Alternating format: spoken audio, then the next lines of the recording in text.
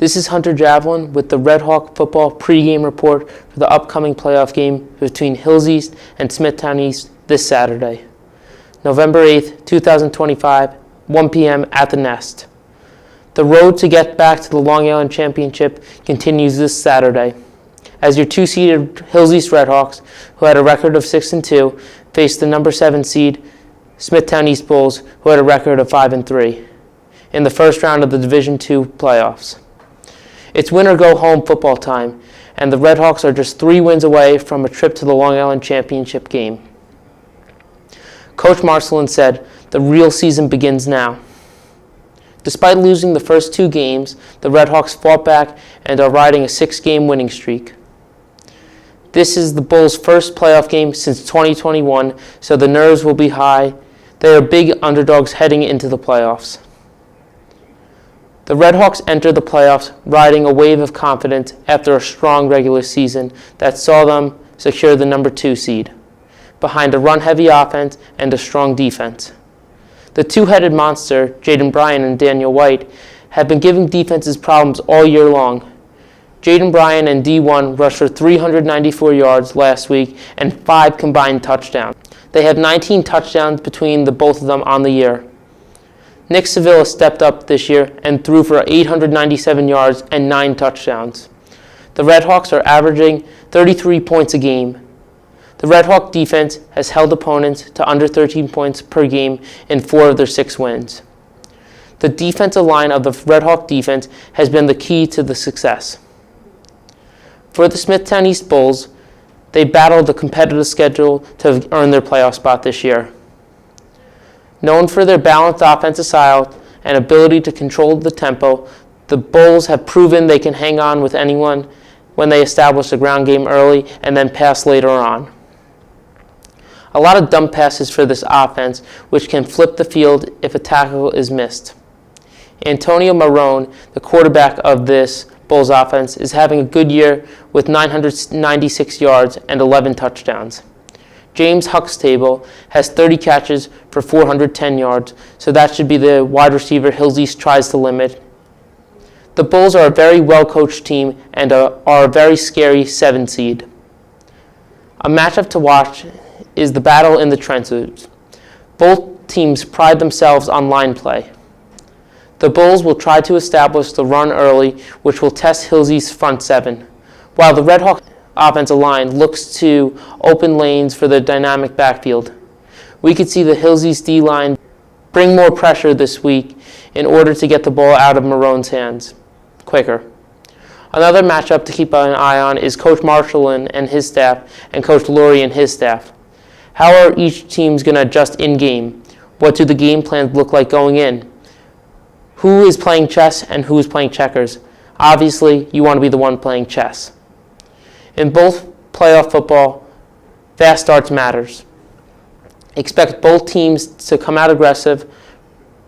For Hills East, a win would send them to the semifinals and keep their hopes alive of winning the Long Island Championship. This is something the program has been working toward all season. The Bulls are eager to prove they belong among the elite. An upset on the road and to make some noise in the playoffs would just do that. Remember, Redhawk fans, come out and support this Saturday. Wear black.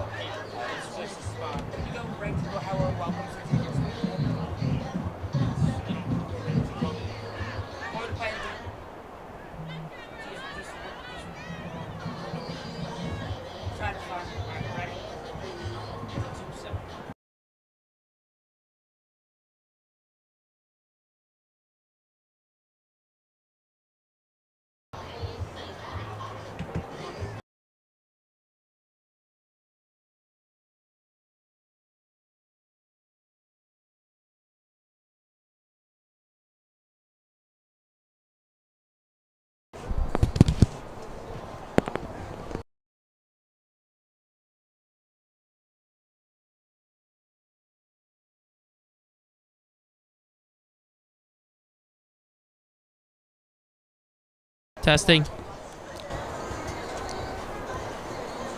Good afternoon and welcome to the Nest as the 7 seed Smithtown East Bulls take on the number 2 seed Hills East Redhawks. Jake, what are some key thoughts for the Redhawks and Bulls going into this game? The Hills East Redhawks just got to keep moving the ball like they have these last 6 games. They're 6-0 through the last 6 games after starting off 0-2. If they keep playing good defense and running the ball as they have been, they'll be good today. Yeah, and for the Smithtown East Bulls, it's going to be a lot of run, a lot of pass early on. Keep an eye on their quarterback, number 11, Anthony. I'm sorry, not number 11. Number 7, Antonio Marone. So he's number 18 in Long Island in passing this year, so watch out for him. Yeah, and James Huxtable has 30 catches for 410 yards and 5 touchdowns, so he'll be a weapon for these Bulls today. We should be in for a good game.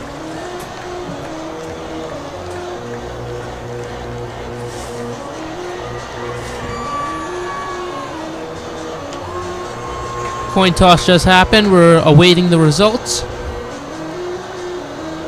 And we're going to get started.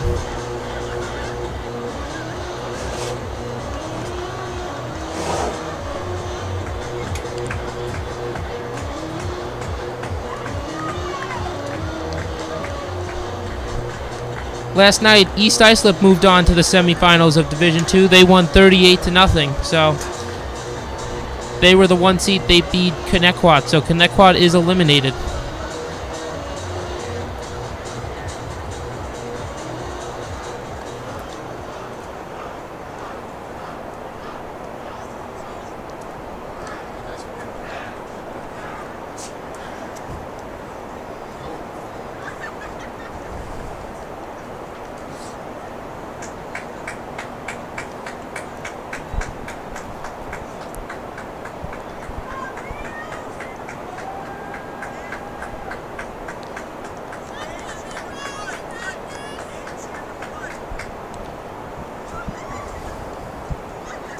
So for the Smithtown East Bulls, their kicker has been really good. So could see a big boot back and probably for a touchback here.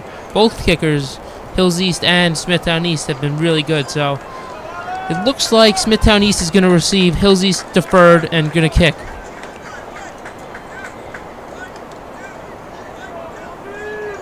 Going to be Noah Reinstein to kick.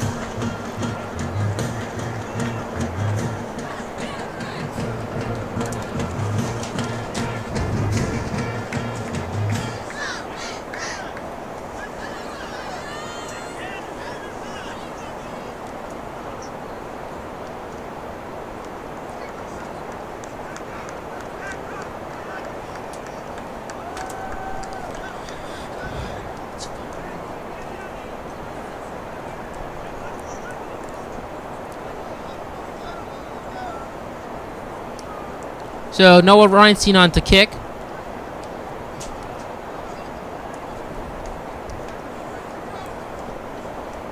Looks like Jonathan Jean is one of the return men. And on the other side of the field, it looks like Henry Kraft is the other return man. Noah does have a good leg, so we could see a touchback here.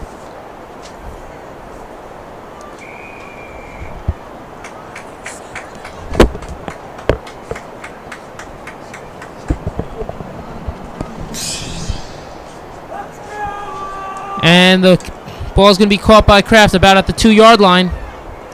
He's going to look to break a tackle. He's going to get all the way up to the 30-yard line. It's going to be first down for the Smithtown East Bulls. Great run right there after the touchback. Here comes this Hills East defense, who's been really great through these last 6 games. They'll look to get off the field early here. And the key to this defense so far this year has been the defensive line. Dante Milano, Makai Crump up there, Akio Johnson. Those are just 3 of some of the players who've been doing really well so far. So shotgun snap. Marone, incomplete, intended for number 0, Jack Reddick. You know, he had him open right there. Just a drop ball early in this one. Through the last 6 games, Hills East has outscored their opponents 226-67.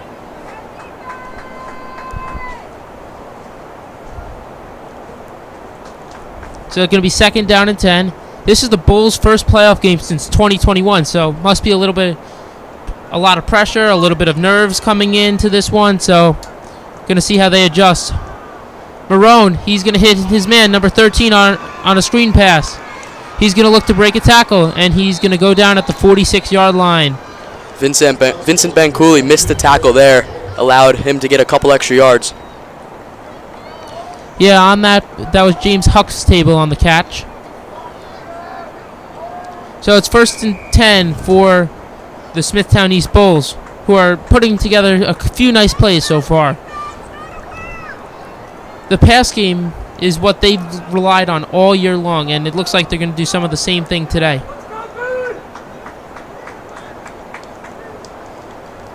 Shotgun snap going to be handed off here. And that's going to go all the way up to the 41-yard line.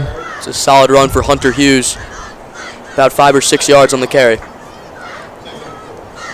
And a battle to watch today is going to be the battle in the trenches. Whose O-line is going to win? Whose D-line is going to win? It's going to be who makes the bigger play at what time.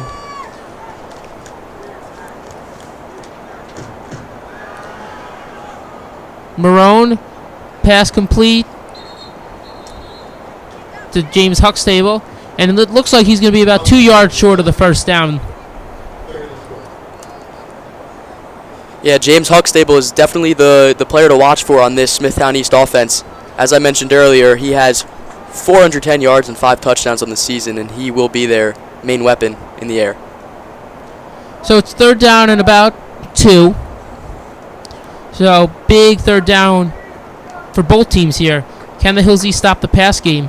Which cornerback's going to step up? Watch out for R.J. Peters and Vincent Bancouli right here.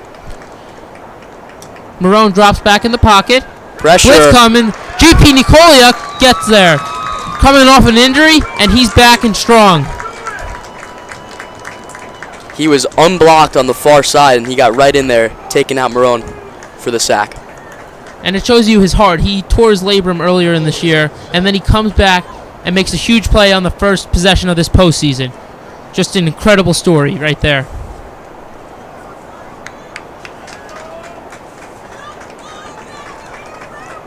The Smithtown East punt unit comes out. They had the offense on for a little bit, so they were thinking about it. So it's about 4th down and 8.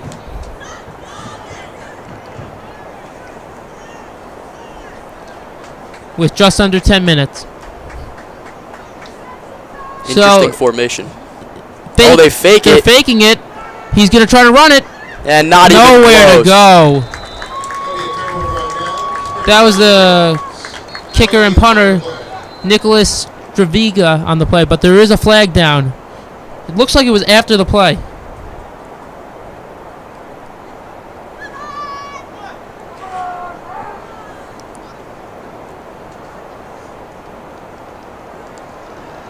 So it's going to go against the Redhawks. And it looks like it's going to give Smithtown East the first down. Personal foul right there. And that's one thing you don't want to see early on. Penalties. The discipline has to be better.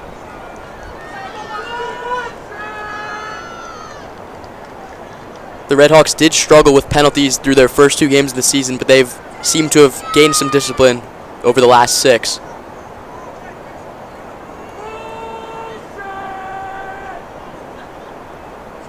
They'll take over here, though. First down from their own 29.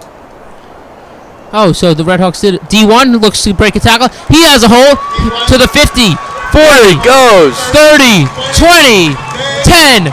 Touchdown, Redhawks. D1 with a long carry right there. 71 yards to the house on the first play. 6-0 Redhawks early. D1 found the hole. The offensive line created the hole.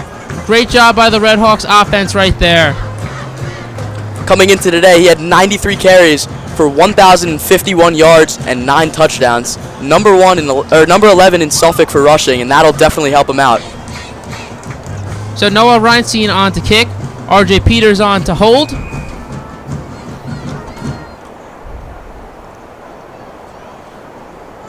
Snap is good. Hold is good. Kick is good. Hills East takes a 7-0 lead. In Hills East's last game against Comac, Daniel White rushed for 200 yards on 13 carries for 2 touchdowns. And today he's already got 71 yards in the touchdown on 1 carry. Yeah, last week, him and Jaden Bryan, who've been the two-headed monster of this Hills East offense, had 3.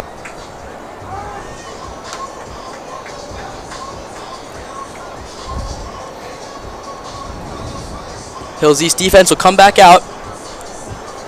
Off to a pretty good start early after a few decent plays for the Bulls. They'll look to get off the field again and possibly extend this lead. And what was working was the pass game, the short passes, so go back to it. They tried to take a little bit of a shot. The run game really isn't going to work on this D-line, so take those short passes, those screen passes, make the cornerbacks make a tackle. Yeah, this Hills East D-line has some key players like Makai Crump and a few others who can get in there and get all over the running back and the quarterback early. So Reinstein on to kick.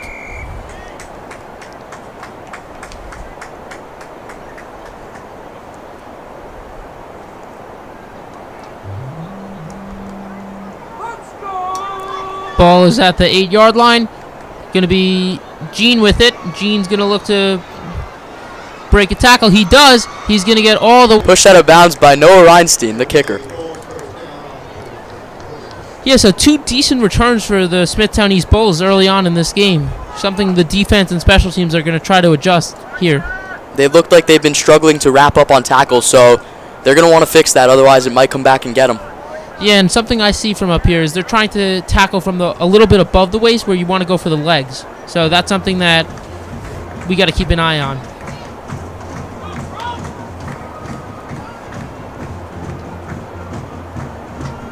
So the Redhawks are up 7-0 with 9:21 left in this first quarter.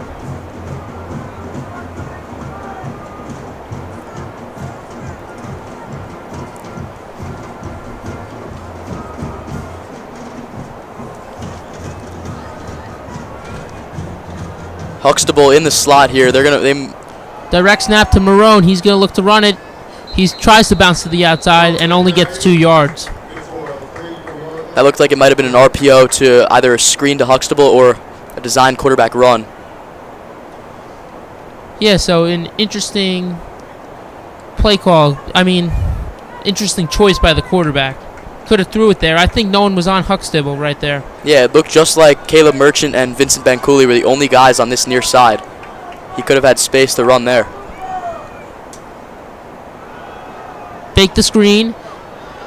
And a bunch of flags come flying in. I think 4 flags. Looked like a face mask there, possibly on Akio Johnson. We'll see what the call is. That was Hunter Hughes on the run.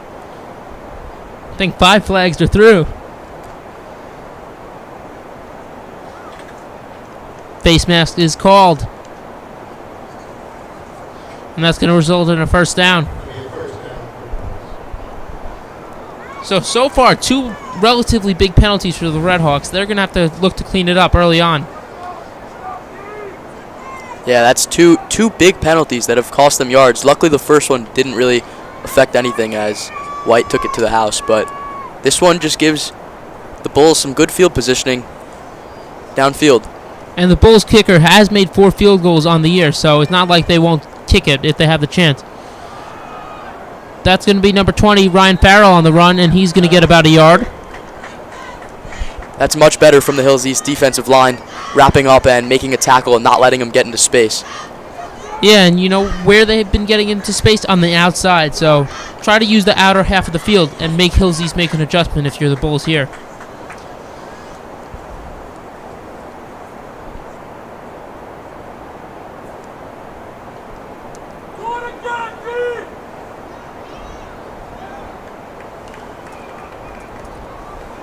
So 2 running backs in the backfield for the Bulls offense. It's Hughes and Marone and Farrell. Marone going to look to run it. He's going to make a guy miss, and he's going to get about 5 yards on that carry. Going to be 3rd and 3. Hills East might have to watch that. Marone is shifty and he could move. They have to watch him with the runs. Yeah, so far early on in this game, their offense is pretty good. You've seen them use some screen passes. The only thing we haven't seen tested yet is the cornerbacks on a deep pass yet.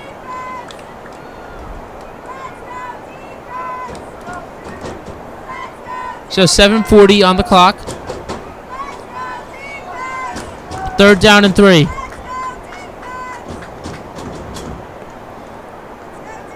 Marone and Farrell in the backfield. Going to be a quarterback keep.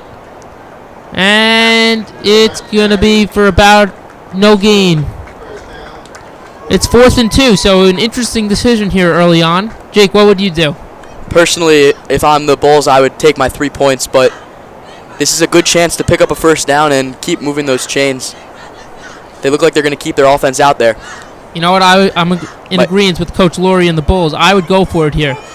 Hills East has a fire offense, and if you don't stop them early, it's going to be hard.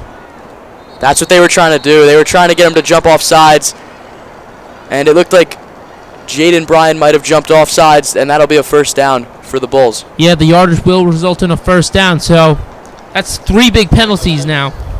That was what my next comment was going to be before they called the play. I was going to say they might just try to get the Redhawks to jump off sides, and that's exactly what they did. Yeah, and they also put Huxtable in motion right there to the other side, so maybe they were going to run a little screen pass to him on that side. So it's Marone and Farrell in the backfield. Going to be a quarterback screen pass, and it's going to be dropped by Huxtable on the far side of the field. Going to be a flag down though. That was nearly intercepted by Soto. Just missed it. Holding on offense, it looks like.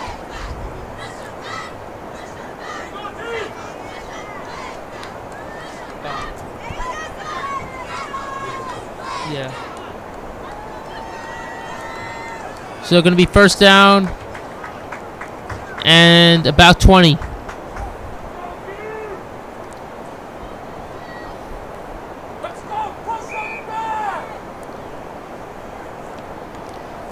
So far the screen passes have been working. They've been getting 5-10 yards every time if they catch the ball. So a few big drops for the receiving core of this Bulls team so far. Yeah, that one didn't matter because of the penalty. Low snap, recovered. Marone, he's going to throw it. Incomplete. Looked like Gene might have been open there. Just overthrew him there, Marone. Yeah, and Merchant did tuggle the jersey a little bit, so could have been called for holding or pass interference right there. So lucky to get away with that one.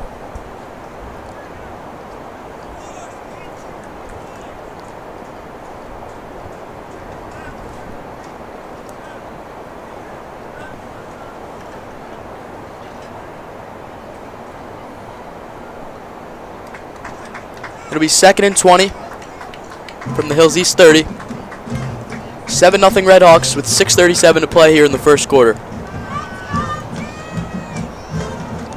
Gene comes in motion. Marone with the snap.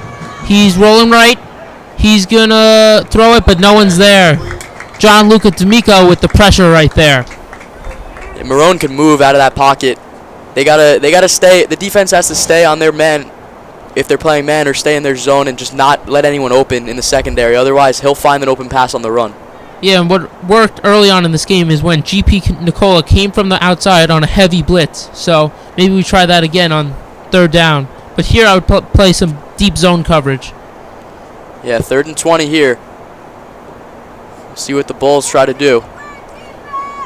I think you try to get back into field goal range right here.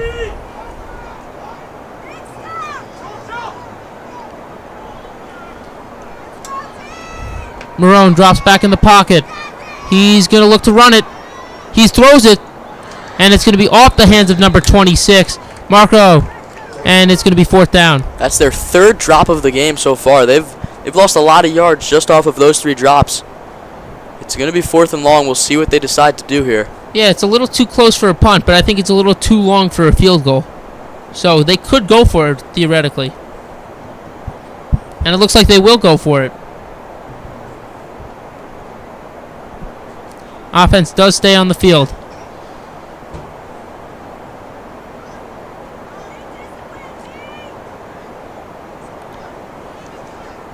So Marone going to be in the backfield by himself right now. Charge timeout to the defense. So is that to try to get the offense off the field right there? Could be to try to force the punt team to come out. This is a low-risk, high-reward situation for the Bulls because if they don't get it, Hills East gets the ball on their own 30. Whereas if they try to kick a field goal and miss it, it's not really any difference. You might as well try to get the yards back.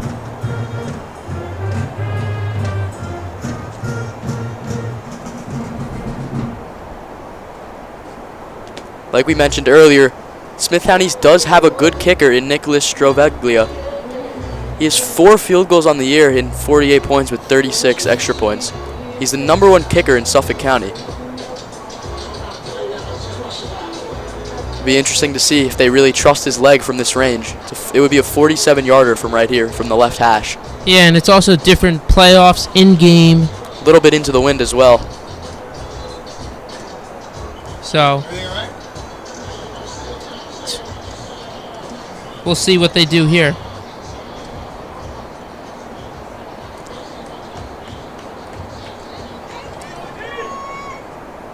So 6 minutes and change left on the clock. It's 4th down. The offense does come out on the field. It's Marone and Hughes in the backfield. Hughes motions. Low snap. Marone recovers. He's going to look to take a shot. It's Gene. And there's no flag. Nothing down. Incomplete pass. Lots of contact both ways there. Looked incidental, though. That could have went either way right there. Any of 3 which ways. So, good, it went no way. And it's going to be the Redhawks ball on the 30-yard line.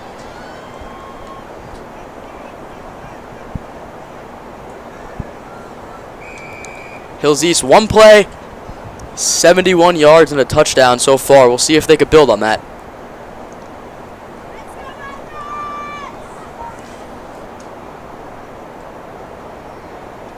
Sevilla, handoff to D1. D1 going to look to make a move. 40. And he gets a shoestring tackle at the 45-yard line. But he does get the first down. This Hills East offensive line is really good so far. Just making such large gaps for Daniel White to get through. And that's another big run. It's 15 yards. Nick Sevilla comes off to the field real quick. And I don't see Vincent Bancooley, the backup quarterback, on the field. So, going to be a direct snap here, I think. So, it's just Jaden Bryan and D1 in the backfield. Hills East does like these types of direct snap plays. You might see this a lot tonight. Or today. A little collision, but Bryan runs right through it. He's going to step out at the 50-yard line. Jaden Bryan, the sophomore on the year, has 57 carries for 737 yards and 10 touchdowns. Now that is very impressive for a sophomore. Especially splitting carries in this offense. Yeah, 3 solid running backs with Daniel White, Tony Keehee, and Jaden Bryan. Yet they all still managed to get loads of carries and plenty of yards. So going to be 2nd down and 5. Seville comes back into the game. Handoff to Bryan. Bryan going to look to push it to the outside. He's going to bounce back. And it's going to be 3rd down and 1. It's the second time in 2 plays where Jaden Bryan seems to have run into his own guy. Yeah, the first one was in the backfield, but this one was more downfield, so the downfield can happen. I don't think in the backfield should happen. I agree. So, clock in the first quarter. If East doesn't pick this up, they might try to go for it with such a short amount of yards to go. Yeah, unless they lose plays. You lose yards, so going to be interesting to see what they do here. Do they play it safe or do they take a shot? It's going to be another Hills East timeout. They'll have 1 left. So that's something that we have to keep an eye on. They used 2 timeouts early on in this game. It could come back to haunt them later in this quarter or half. So The Redhawks need to find out what they're doing and be 100% sure and get out there and in the right formation. So the Redhawks have 32.6 points a game, and they've allowed 19 points a game, which has been incredible. And again, the huge credit has to go to the D-line, forcing turnovers.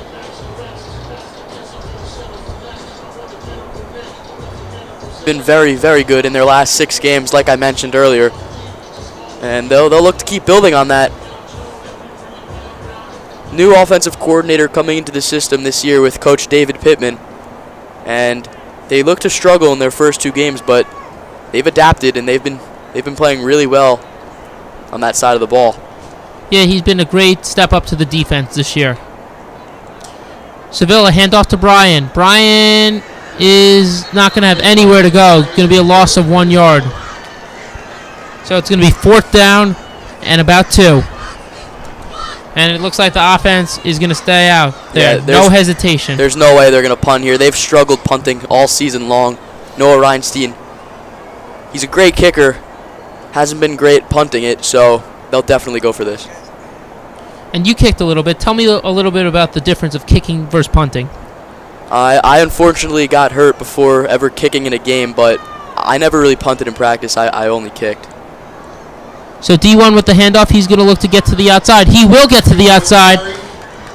He's at the 25, and he gets tackled. He had so much space here on the near side, and he's quick. He'll find that space in the blink of an eye. And the vision he has to find that hole is awesome right now.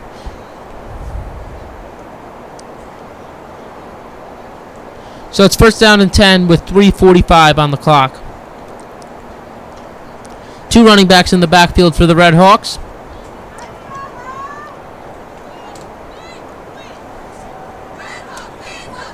Yet to throw the ball so far today for the Hills East Redhawks. They'll hand it off again. D1, he's going to go all the way. Touchdown, Redhawks. He is unbelievable. Give him space and he'll take it before you even see him. Another touchdown. He's got 2 on the day. And he's got 11 on the year. This O-line is creating holes, and they're doing a great job at it early on in this one. So Noah Reinstein on to kick it.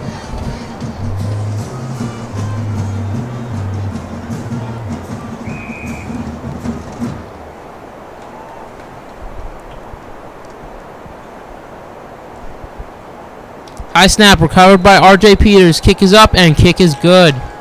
Very well done there by Peters. It was a tough snap. Just got it down in time for Noah to kick it through. And that was a big struggle for the Redhawks last year. I had the privilege to speak with Noah Reinstein this week, and he told me he's been dealing with a hip flexor injury all season long, but he's managed to make do, and he's been kicking the ball nicely. And it's really good to see the adversity they face and then how they overcome it. So you were saying that they don't work on punting a lot in practice. They do more kicking. So that could be a reason why the punting is a little bit of a struggle. Yeah, and even with them working on their kicking, we never really have seen Hills East kick a field goal this season, I don't think. And it just shows how much they trust their offense. Maybe they've kicked up 1 field goal.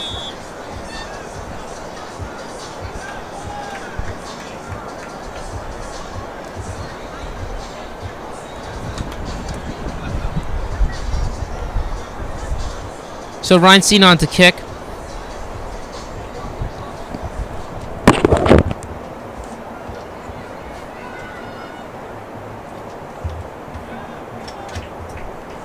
So 2 big returns early on for Gene and Kraft. So let's see if the Redhawks can limit the return here and make this defensive stand and give their offense good field position. Yeah, with this win, Noah's going to try to kick this through the end zone, I would think. Ooh, a bit of a squib right at the ref out of bounds. That'll be a penalty. Yeah, going to be kicking out of bounds. Interesting why they did that. He drilled the ref on this near side.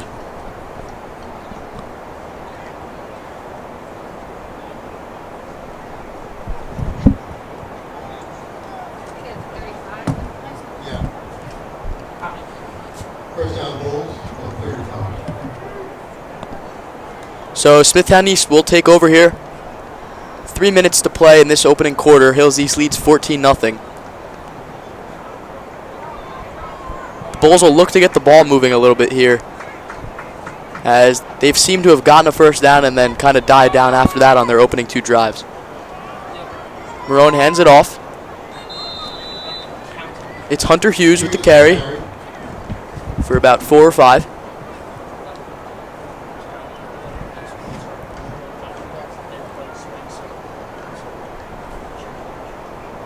Makai Crump leaves the field. He's a promising young sophomore as well for this team. He'll look to get going a little bit today. Marone takes the snap. Pressure. And he'll get him. Gianluca D'Amico with the sack in the backfield for a loss of 6. And this Hills East defensive line is really stepping up early today. Great job by the Redhawks D-line all year long, forcing pressure, forcing the quarterbacks to make mistakes. It's third down and about 11. Marone tried to escape there, just nowhere to go. They'll look to keep bringing the pressure. That's 2 sacks already in this opening quarter for this defensive line.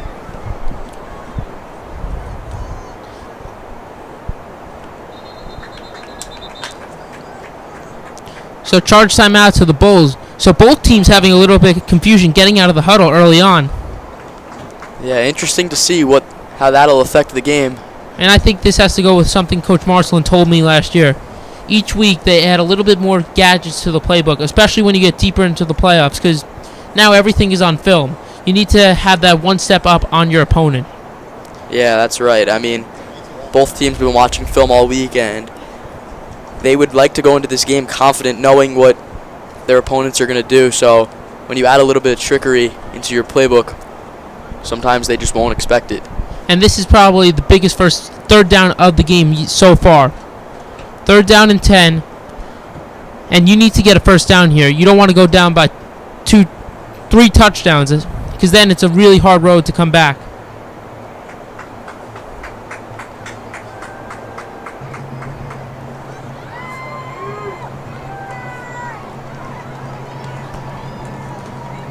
So it's third down and 10 with 2:15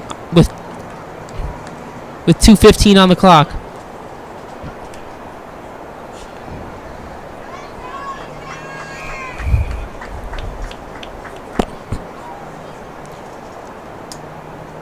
Marone, handoff to Hughes, and there's nowhere for him to go. It's Gianluca D'Amico again with 2 tackles for loss on the last 2 plays, and he is fired up. As he should be. The punt team will be back out. They faked it earlier. I would imagine they aren't going to fake it here from their own 20, or their own 30, I apologize. You know, if you're going to fake it, why? I don't understand the point of a fake. You might as well just kick it. You might as well either just go for it at that point. Yeah, I mean, they tried to catch him off guard and didn't do so. So it's D1 and RJ Peters back to return. Punt's going to go D1's way, and it's going to drop down. And Soto's going to try to get away from it. He does. Going to be down at the 44-yard line. Penalty flags again on the far side. Looks like It looks like Akio Johnson possibly was the only Red Hawk over there. it looked like it might have been on Smithtown East as one of their players. I didn't see who was speaking to the ref. Unsportsmanlike conduct on both teams, so it's going to be offsetting penalties. Interesting. So that's going to be their first warning. They got to be careful, because in the Long Island Championship last year, I don't know if you remember, but we had a few big penalties that went against us. So got to be careful here and not do anything that you wouldn't want to do.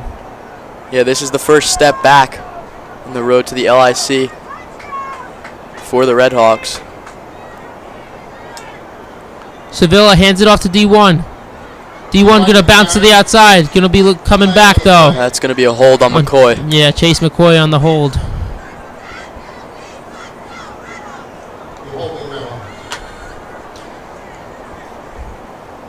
He apologizes to the sideline.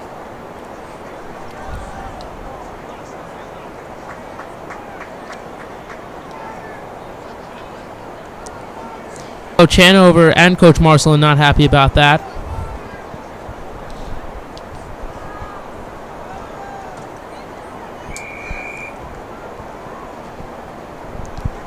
Stands filled up a little bit. Yeah, they did. A bit of an empty crowd at kickoff, but we've got a lot of fans here today. So going to be first down and 20. Sevilla drops back. He's going to throw it for the first time today. He has Adrian Merchant, but it's underthrown, incomplete. Yeah, lucky there. Throwing into double coverage isn't the greatest idea. That could have been intercepted by Gene.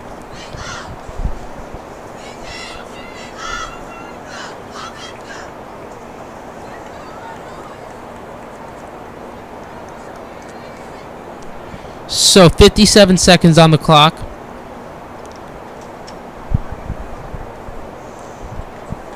Second down and 20.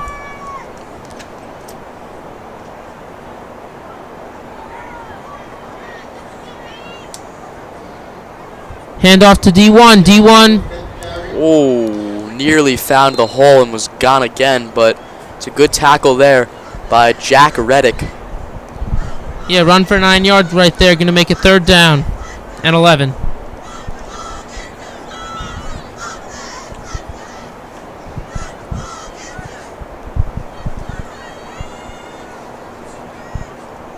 Third and 11, 28 seconds in this opening quarter.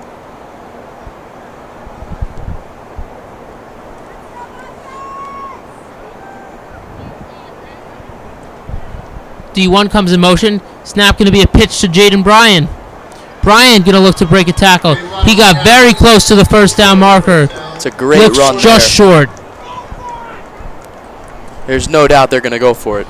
But after the quarter ends. So Hills East leads 14-0. That's the end of the first, 14 Redhawks. Really good opening quarter for these Redhawks. Obviously haven't given up any points, but they've been moving the ball nicely, especially out of the backfield. Daniel White has a couple carries for over 100 yards so far. And 2 touchdowns, of course. We'll see if they can keep building on it here as we go into the second quarter with a 4th and 1 on the Smithtown East 47.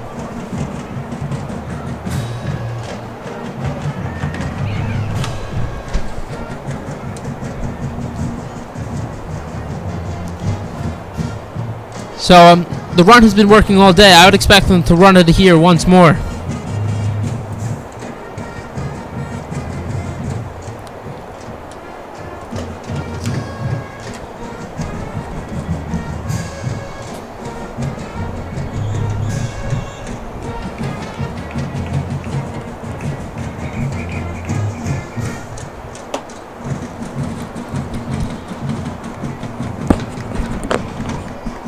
I mean, if you're Smithtown East, you could basically expect a handoff either to D1 or Jaden Bryan here.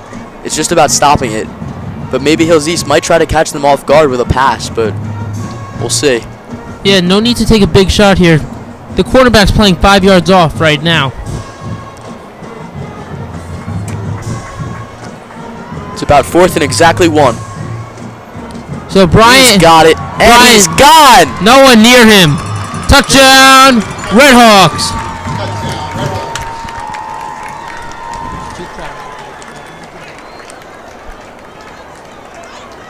What a great run there by Bryan to get into the open space, and there's no catching him.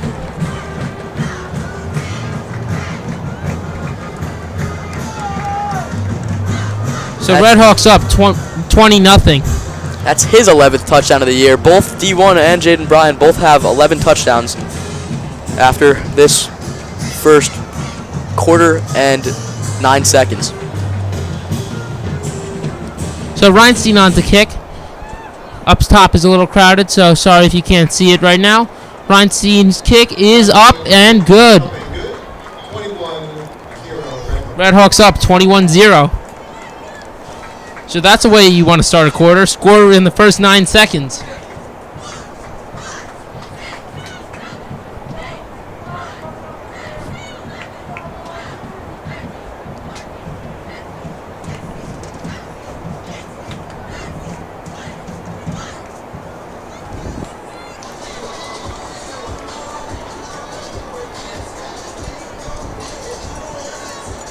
Ryan Steen will go back out there to kick it away. Will be interesting to see if he kicks it out of bounds again. And it really didn't hurt them. They've had 4 penalties so far, and none of them hurt them so far.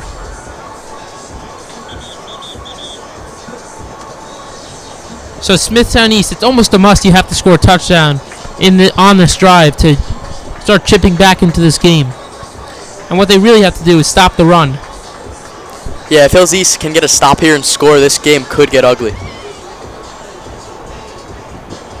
And the only 2 teams that were able to stop the run and contain it were Northport Week 1 and Huntington Week 2. Huntington Week 1, Northport Week 2. But besides that, no one was able to stop the run.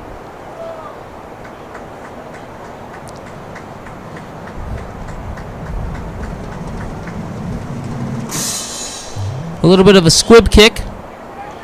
And it's recovered at the 22-yard line. Missed tackle by Tony Keehee, but then recovered by the Redhawk defense at the 32-yard line. Charlie Wadig had a little bit of trouble fielding that kick, but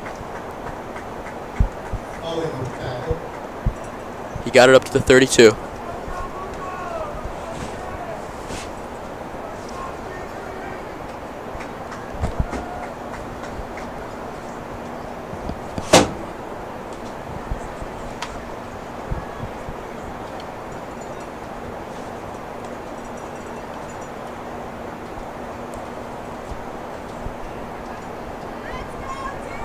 So it's going to be 1st and 10 for the Bulls.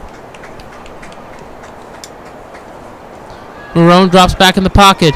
He's going to look to scramble. He scrambles right into the Redhawks defense. Nowhere to go again. Looked like it might have been Makai Crump on the tackle. He had 15 tackles against, I believe it was Comac?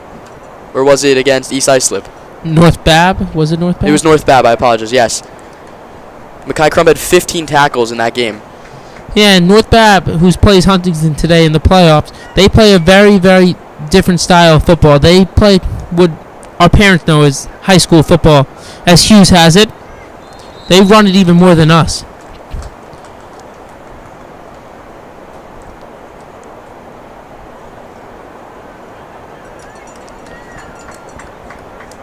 So it's 3rd and 7 from the 35-yard line. This is a huge 3rd down. Now you're trying not to go down 4 scores, but you need a 1st down here if you're the Bulls. This is a big play here, 3rd and 7 on their own 35. Marone drops back in the pocket, and he's going to be met by Dante Milano. Man, this defensive line for the Redhawks has been on fire today. He's lucky if he has 4 seconds to throw it. So the punt team is going to come onto the field right here.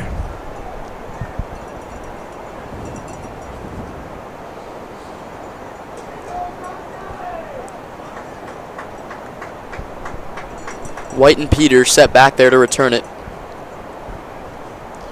I don't see a fake from over here. No, definitely not. It's Straveglia to punt it away. Oh, it's a bad snap over his head. And he is going to recover and punt it, but it's going to go nowhere.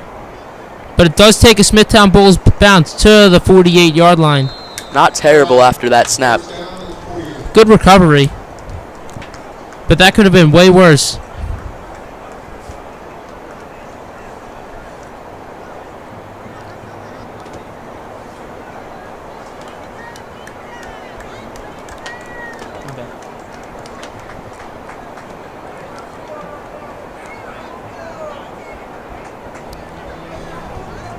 So we'll probably see some more running by the Hills East offense as the Bulls have proven they can't stop it. A touchdown here might just about put this game away.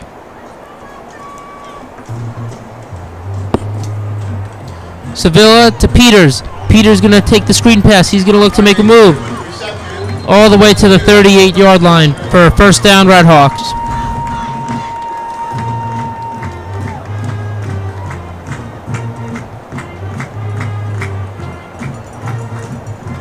second pass of the game for the Redhawks.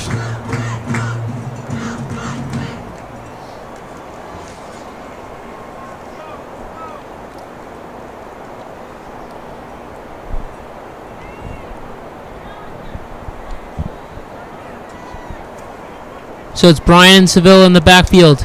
Keehee going to take it. Keehee. He's going to go to the 20. And he gets all the way down to the 15. Powering his way down there. It's going to be a Red Hawk first down. Yeah, the sophomore there just bouncing off tackles. Another solid run there. He'll come off the field.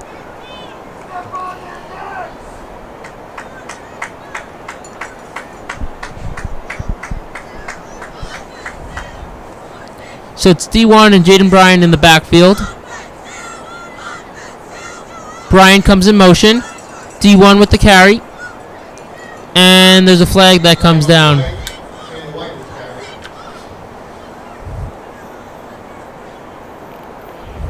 It's on the Redhawks again. 5th penalty of the game.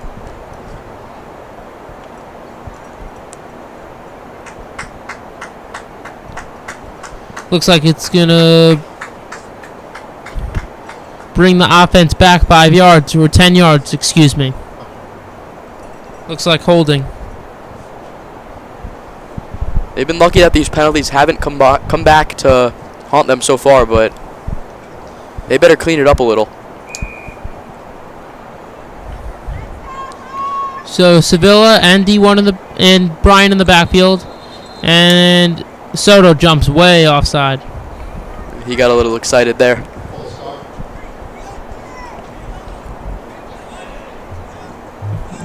Sometimes in the huddle they say on two, meaning the second time there's motion, then it happens. But there, Soto didn't have the correct play and jumps offside. Sevilla and Jaden Bryan in the backfield. D1 comes in motion. Fake the pass. Screen to Adrian Merchant. And there's nowhere for him to go. He ran right into a tackle. It's like Colin Jack on the tackle there. Gain of 1. Adrian Merchant checks out of the game.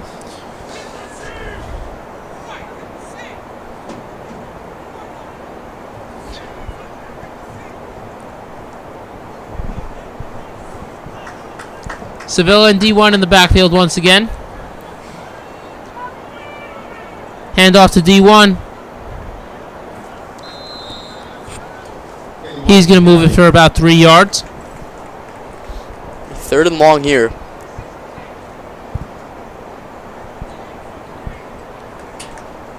Third and 18.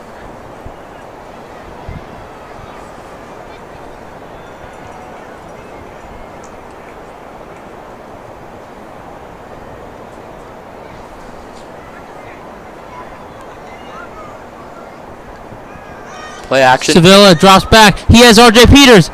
And a flag is going to come down. In the end zone. That'll be a first down. And half the distance to the goal.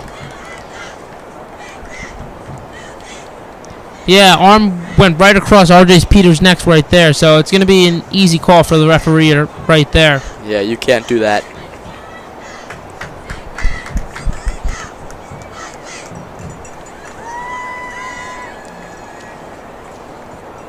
So ball's going to move up all the way to the... It's still going to be 3rd down, it looks like. No, first. Interesting. It is 3rd down. It's not an automatic first down in high school. Everywhere else it is, though. So about 3rd and 5, it looks like.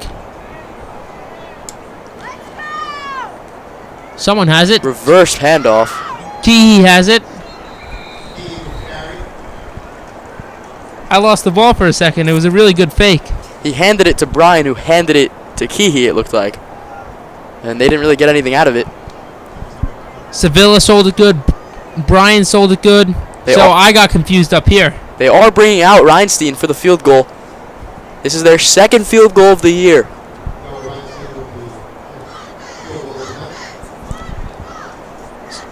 So it's a good opportunity for the Redhawks to go up by 24 points. Reinstein, snap is good, kick is hold, kick is good. Pick is up and good. Noah is money from inside 30. 24-0 Redhawks. And even that little field goal right there, only 3 points, but now it makes the Bulls, if they want to tie this game, they have to get every 2-point conversion. So it only makes it harder for them. So great decision by the coaching staff right there of Hills East. They're playing chess right now.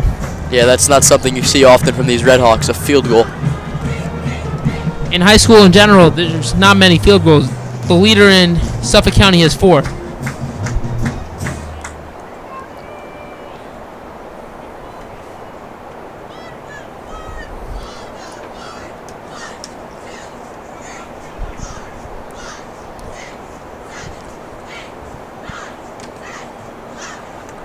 See if this Hills East defense can keep rolling, as Smithtown East hasn't been able to do anything other than a few decent plays.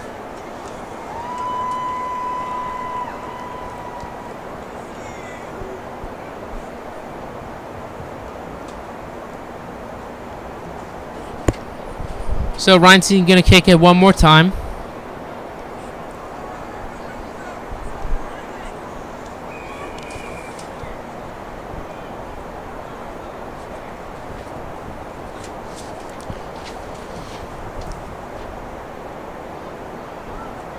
And that stays in bounds at the 11-yard line. That's exactly what he was trying to do. This time he executed it. The first time he did not. He wanted to just get them on their own sideline. Tough to handle a kick that low, especially when it's bouncing. So that's well done there by Reinstein.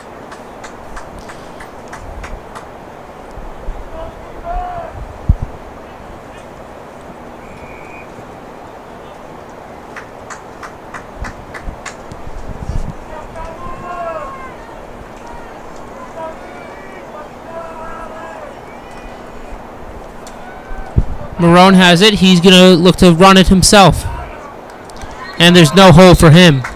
He's going to be get back to the line of scrimmage, it looks like. Absolutely swarmed on just before the line of scrimmage.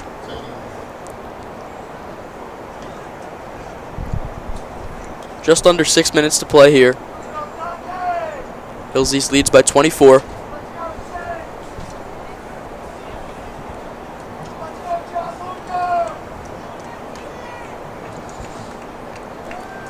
Marone has it in the backfield. Going to be a handoff to Farrell.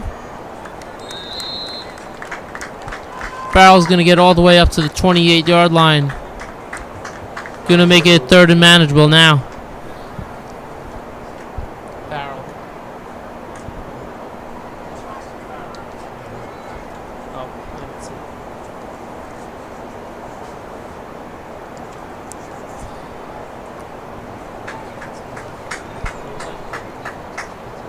Yeah, on their back to us. So 5 minutes on the clock, 3rd and 5.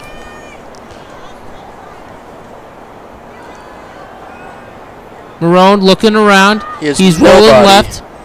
And he finds someone after improvising.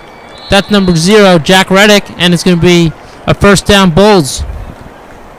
So rolling out right and doing everything he can, and finally someone breaks open and gets the first down. Rolling out left.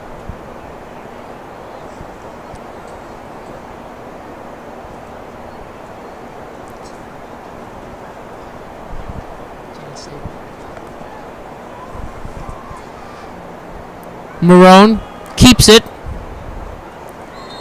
Solid hit there from Jake Pagliaro.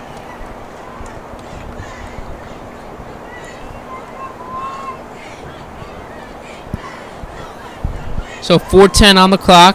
Redhawks up 24-zip so far.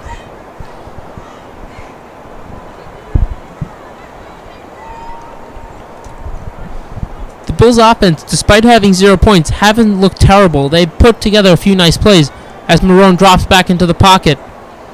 Oh, nearly intercepted and dropped yet again.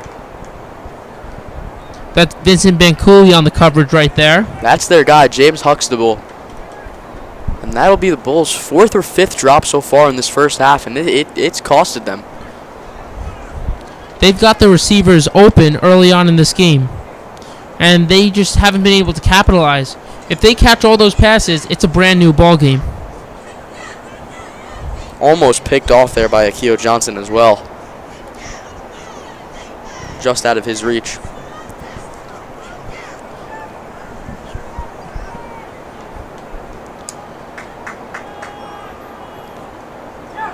And Huxtable is just short. And it's a Hills East interception. Is it an interception, fumble? Whatever you want to call it. Caleb Burchin comes up with the ball. It looks like Huxtable had the ball, dropped it or fumbled it, and Hills East recovered. Yeah, Caleb Burchin just stole it from him.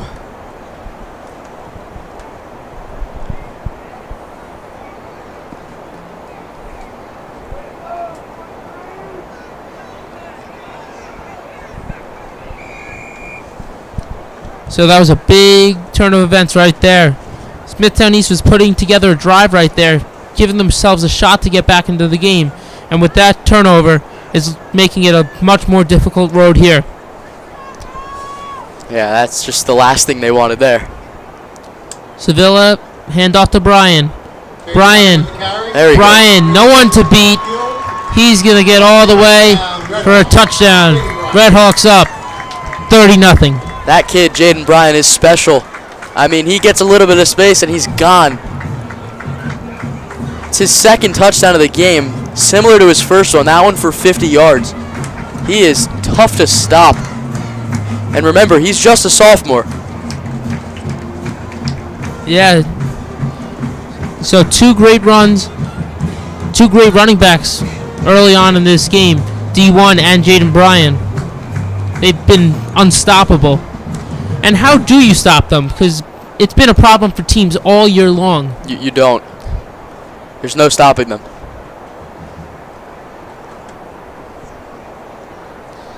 Laces away, kick is up, and kick is good. 31-0 Redhawks.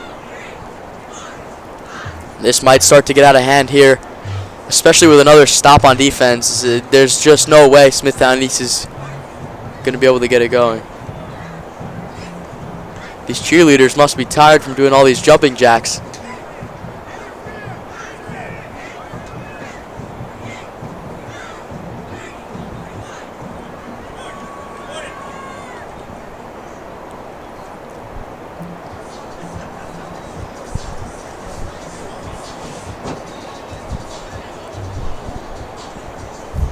I almost would force Hills East to throw the ball, put 10 in the box.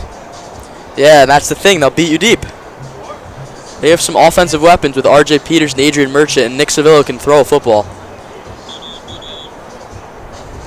You're right about that, but if you had to pick one thing to limit, you're picking the running backs. So that's my way of limiting them. It's just such a tough team to stop. If you stop the run, they get you with the pass. If you give them the run, they're going to take it. And there's no looking back. And they match really well against these defenses. They are playing chess, and the other team is playing checkers, it looks like.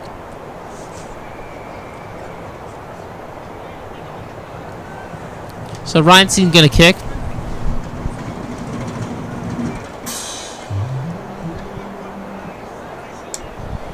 And it's going to be recovered at the 10-yard line, and the flag does come flying in. Huxtable on the return, up to the 25.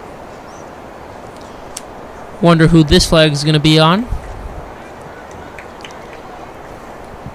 If I had to guess, I'd say Hills East, just based off of how it's gone so far.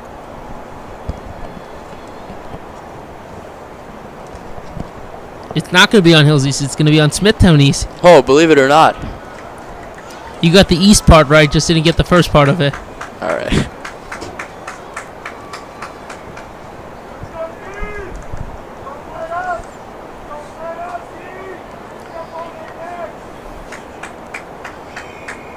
Just about everyone from Hills East has done their job so far today. They're going to look to keep it going, though. They won't take their foot off the gas. That's something we've learned.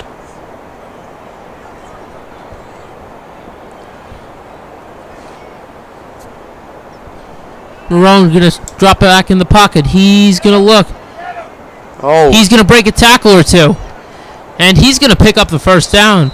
Great tough running right there by Marone. should have been a sack with both Gianluca D'Amico and Makai Crump in the backfield. Crump looks like he's hurting.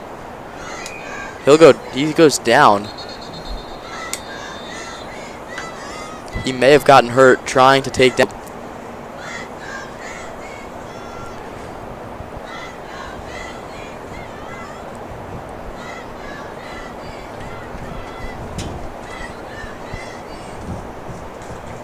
We'll hope he's okay. He's a key part to this Hills East defense.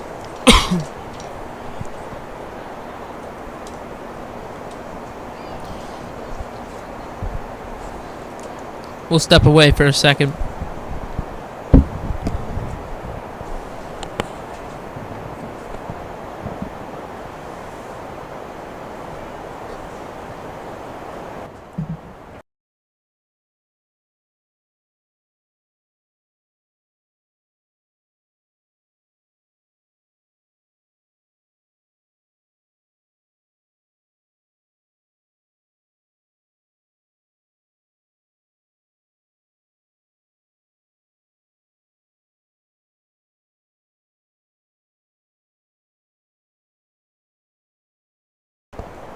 Makai Crump walks off the field, and he looks to be doing okay, so hopefully just a cramp, and he'll be back soon.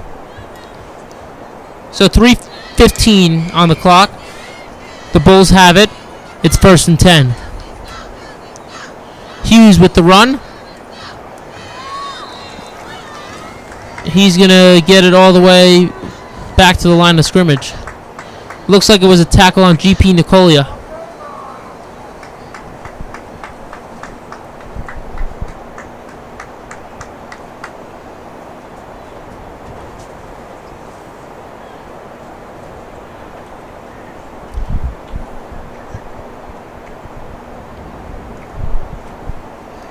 So 2nd and 9.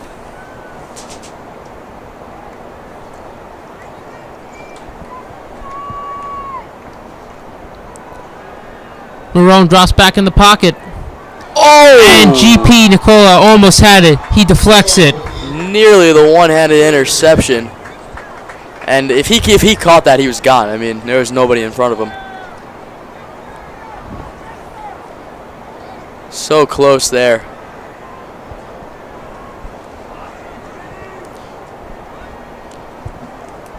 It's 3rd down and 9.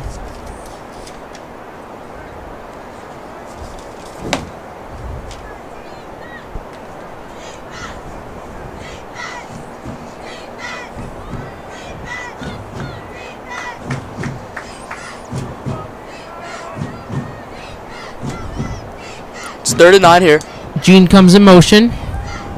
Marone drops back in the pocket. He's going to run it once more. He's going to get to the outside, and he will get the first down. They just cannot wrap up sometimes. And Marone is really explosive as a quarterback. He moves very well and quick.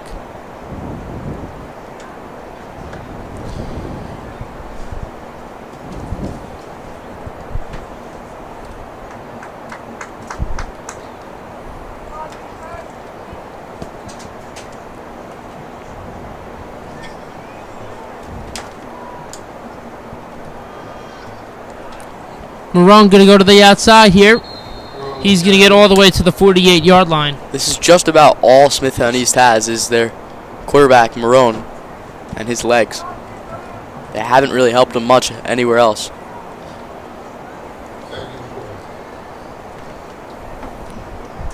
Going to be 2nd down and about 3 yards here. You know, despite having no points, their offense has looked... They put together a few nice plays.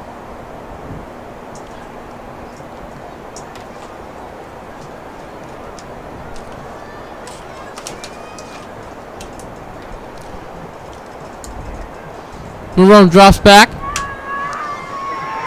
he's going to get met in the backfield. Alex Ferropoulos And GP, Nicola, take him down in the backfield. Is that their third or fourth sack of this first half? Yeah, and if he threw it, he had Huxtable right open down here with no one near him. Instead, he holds it, tries to make a play, and it backfires. I mean, that's tough. I'd love to see you run away from two players, try to hit that guy open. It's tough to do. They run up to the line. Quick snap to Marone. Marone going to take a shot. That's a good ball. Gene has it. And Gene is going to be down at the 1 yard line with 1 minute left. That's their best play of the game. That was a beautiful ball right there. Marone finds Jonathan Gene, who gets past Caleb Merchant in the secondary.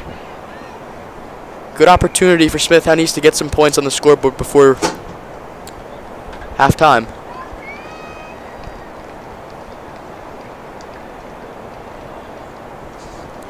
It looks like it's going to be stopped short of the line to gain. So with 51 seconds, time is a factor. And it looks like Coach Laurie is going to call a timeout. So it's going to be second and goal. 45 seconds to play here in this opening half. I mean, if Hills East stops them here, it's safe to say this game's over. Don't bring the broadcast jinx into here. We've seen crazier stuff happen. 28-3 in the Super Bowl. Yeah, it's definitely not over till it's over.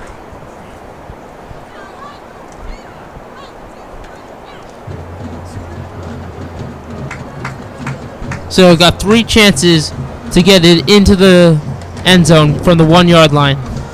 If you think about it, it should happen, but you never know. It's tough to gain a yard with all those bodies down there.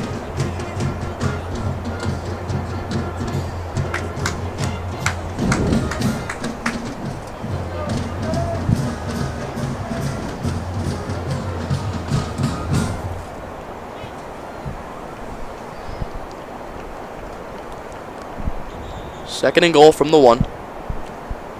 Defense comes back on the field.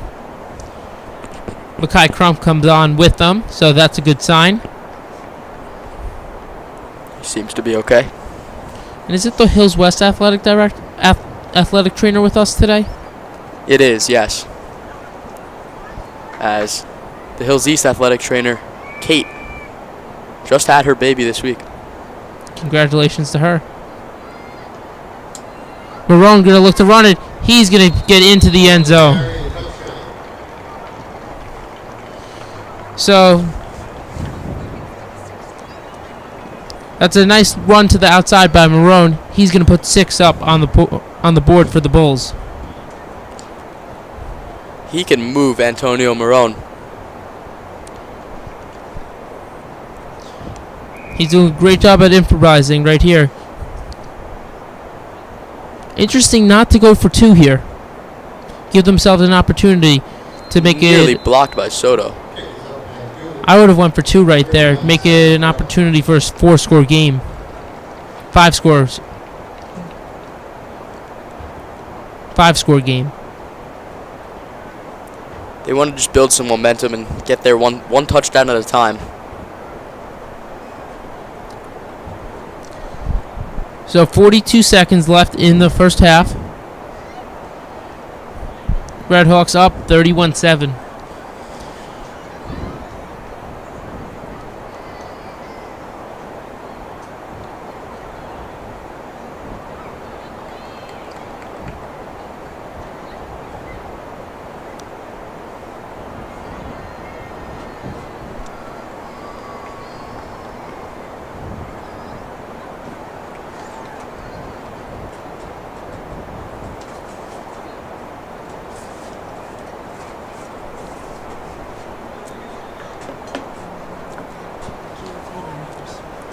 It's okay.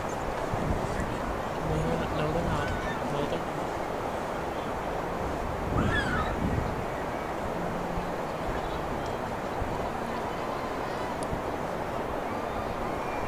not. So just over 41 seconds left. Strabeglia comes out to kick it away. Is it possible we see an onside kick here, Jake? I strongly doubt it. There's no need to give. If Hills East does recover it, they'll get the ball around the 50, and that's 41 seconds is a lot of time. You'd rather get them deep here, hopefully, if you're Smithtown East. And it's going to be kicked to the Short 20-yard kick. line. Going to be recovered. Keehee. Keehee going to look to take it all the He's way. got space. He's at the 50, 40. Going to get all the way to the 30, 25, 20, to the 15, and all the way down. Wow, what a return by Tony Keehee right there. Maybe they would have been better off with an onside kick. In hindsight, practically the same thing, I guess. Tony Keehee has been electric on those returns. Against Connecticut, he had a long return touchdown.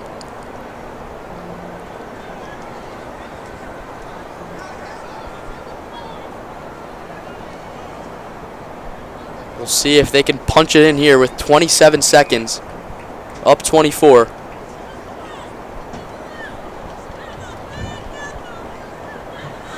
From the 19-yard line.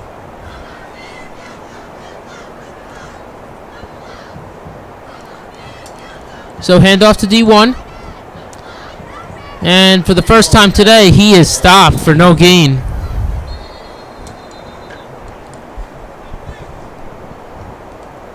Timeout, Hills East.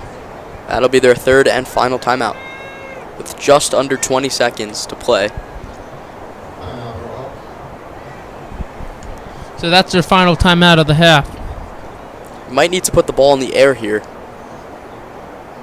The run has been working, so could do that. Can you guys announce candy, pizza, and brunch at the positions?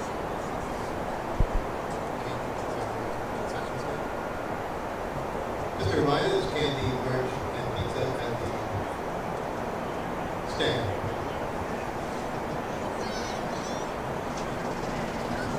They should have a name. They have a 21 seconds on the clock. 21 seconds? 21 seconds. 21 seconds on the clock. Got it.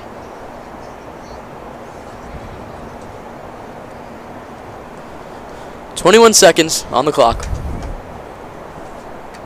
Second and 14. Hills East leads 31-7. From the 18-yard line. So Keehee comes on a little bit late. Keehee goes in motion. RJ Peters, wide open. He'll walk it in. touchdown, Redhawks. No one was even near him. I mean, they just made it as easy as they could for him. RJ Peters. And that was created by the motion right there by Tony Keehee. He created the motion, had the defense think he was getting the ball. Instead, they throw it to RJ Peters for a nice and easy touchdown. It's got to be so difficult to stop a team that will run the ball, 2 seconds. and then all of a sudden, when you least expect it, they'll hit a wide open receiver for a touchdown.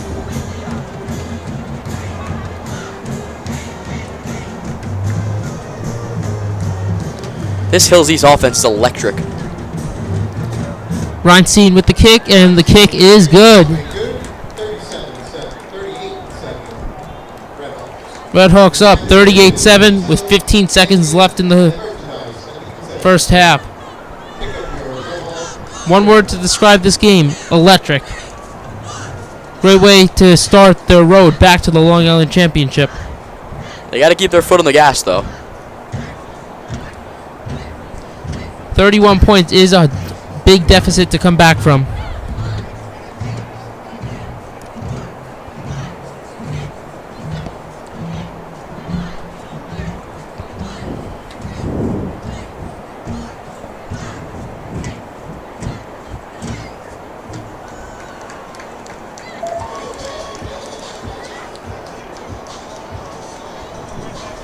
So 15 seconds.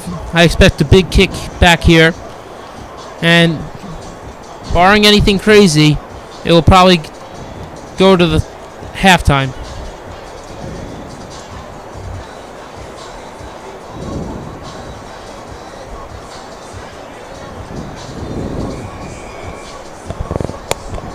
Reinstein back out there to kick it away.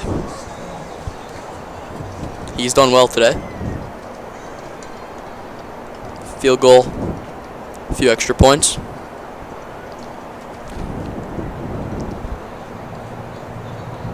Reinstein with a squib kick to try to take some time off the clock here. Going to be returned and going to be bounced to the outside.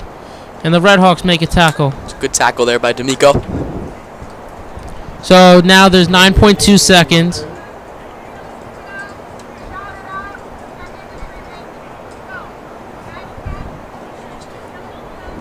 Nine seconds. You'd expect Smithtown East just to kneel the ball and get into halftime, not risk anything late on here. Never know.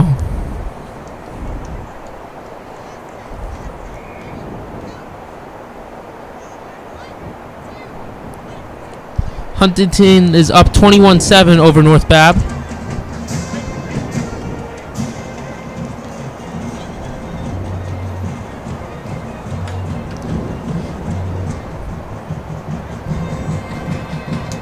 Marone has it. He's going to drop back in the pocket. He's going to throw it, and it's going to be incomplete. 2.9 seconds on the clock here.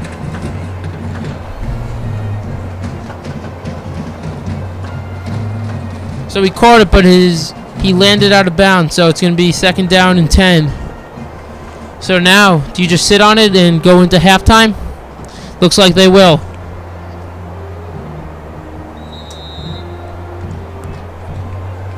Hills East leads 38-7 at halftime here. What a beautiful performance in this first half by the Redhawks. For the Bulls, on the other hand, they're going to have to look to make an adjustment early on. Northport Tigers are up 28-7 over the Bellport Clippers right now as we speak. Hello everyone, my name is Sean Caden, and today I have the privilege to be joined by the head coach of the Hills East varsity football team, Coach Marcelin. First of all, the media team wants to thank you for taking time out of your day to talk with us. Let's get started.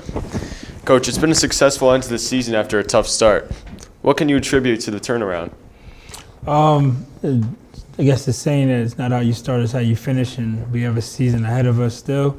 We kind of had to figure our way from last year's team. Last year's team was very successful, winning the Suffolk County Championship for the first time in school history, and then making it to the Long Island Championship for the first time in school history. A lot of those seniors, played pivotal roles in our success, and just us building and kind of learning each other as a team, learning each other as a coaching staff, kind of just got us to this point where we are today, where we just kept, put our head down and kept working. 100%. How are you feeling going into this first playoff week? I'm excited, obviously. This being my 5th year as a head coach and the 5th straight year that we went to playoffs, is always great to make it there. But we don't just go to the playoffs to just go to the playoffs. We envision having a successful run. We have a tough competitor in Smithtown East this week. They have a new coach over there, and he's done a great job with getting that program jump-started. And they're going to come here to compete, and they're going to come ready to play, and we got to be ready to play, and we got to be ready to execute. But it really comes down to us is just being disciplined, focused, and just staying on task. Definitely. The run game has played a very significant part in the second half of the season, and really the whole season. Can you talk about Daniel White, Jaden Bryan, Tony Keehee, and the entire offensive line?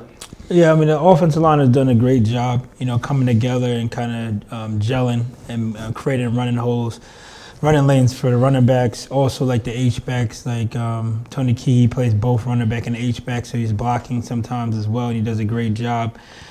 Chase McCoy has done a great job stepping in as an H-back and a tight end as well. The running backs seem to just have found their groove. We all know about Daniel White. He's been great, 2,300 yards last year. He's been on varsity since a freshman. But Jaden Bryan has emerged, and Tony Keehee also has shown that he can run the ball as well efficiently. I look for all three of them to have a big impact on the game, and then if we have a further playoff move. Definitely, they all have a bright future ahead of them. Finally, the team has worked so hard to get to this point, but it's only going to get harder from this point on. What's the mentality for this year's postseason? It's just to focus on us and get the task. I think sometimes we look ahead and we really don't have to. It's about each practice, how we conduct ourselves in that practice, how we conduct ourselves when we're not in practice, the study and the film and preparation and staying together as a family and in one unit. The kids are bought in, and that's the part. That's a big part of the piece of the puzzle. And pretty much it's just what playoffs are. It's win or go home, and we don't plan on not continue to go on. So we just gonna keep working hard, and it's just remaining disciplined is like the key to us having a long playoff run. Definitely. Well, thanks again, Coach Marcelin. I'm Sean Caden signing off, and let's go Redhawks. Hello, everyone. My name is Sean Caden, and today I have the privilege to be joined by the head coach of the Hills East varsity football team, Coach Marcelin.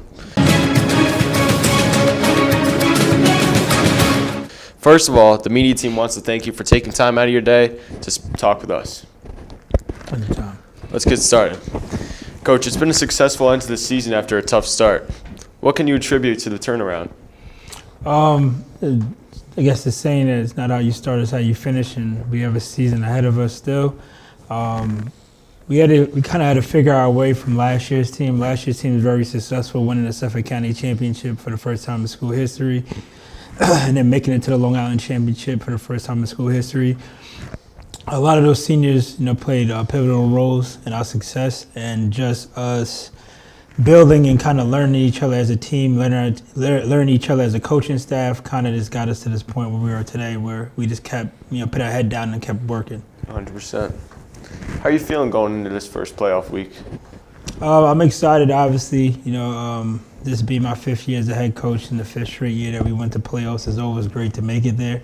But we don't just go to the playoffs to just go to the playoffs. We envision having a successful run. We have a tough competitor in Smithtown East this week. They have a new coach over there, and he's done a great job with getting that program jump-started. And they're going to come here to compete, and they're going to come ready to play, and we got to be ready to play, and we got to be ready to execute. But it really comes down to us is just being disciplined, focused, and just staying on task. Definitely. The run game has played a very significant part in the second half of the season, and really the whole season. Can you talk about Daniel White, Jaden Bryan, Tony Keehee, and the entire offensive line? Yeah, the offensive line has done a great job, coming together and kind of gelling and creating running holes, running lanes for the running backs. Also, like the H-backs, like Tony Keehee plays both running back and H-back, so he's blocking sometimes as well, and he does a great job. Chase McCoy has done a great job stepping in as an H-back and a tight end as well. The running backs seem to just have found their groove. We all know about Daniel White. He's been great, 2,300 yards last year. He's been on varsity since a freshman.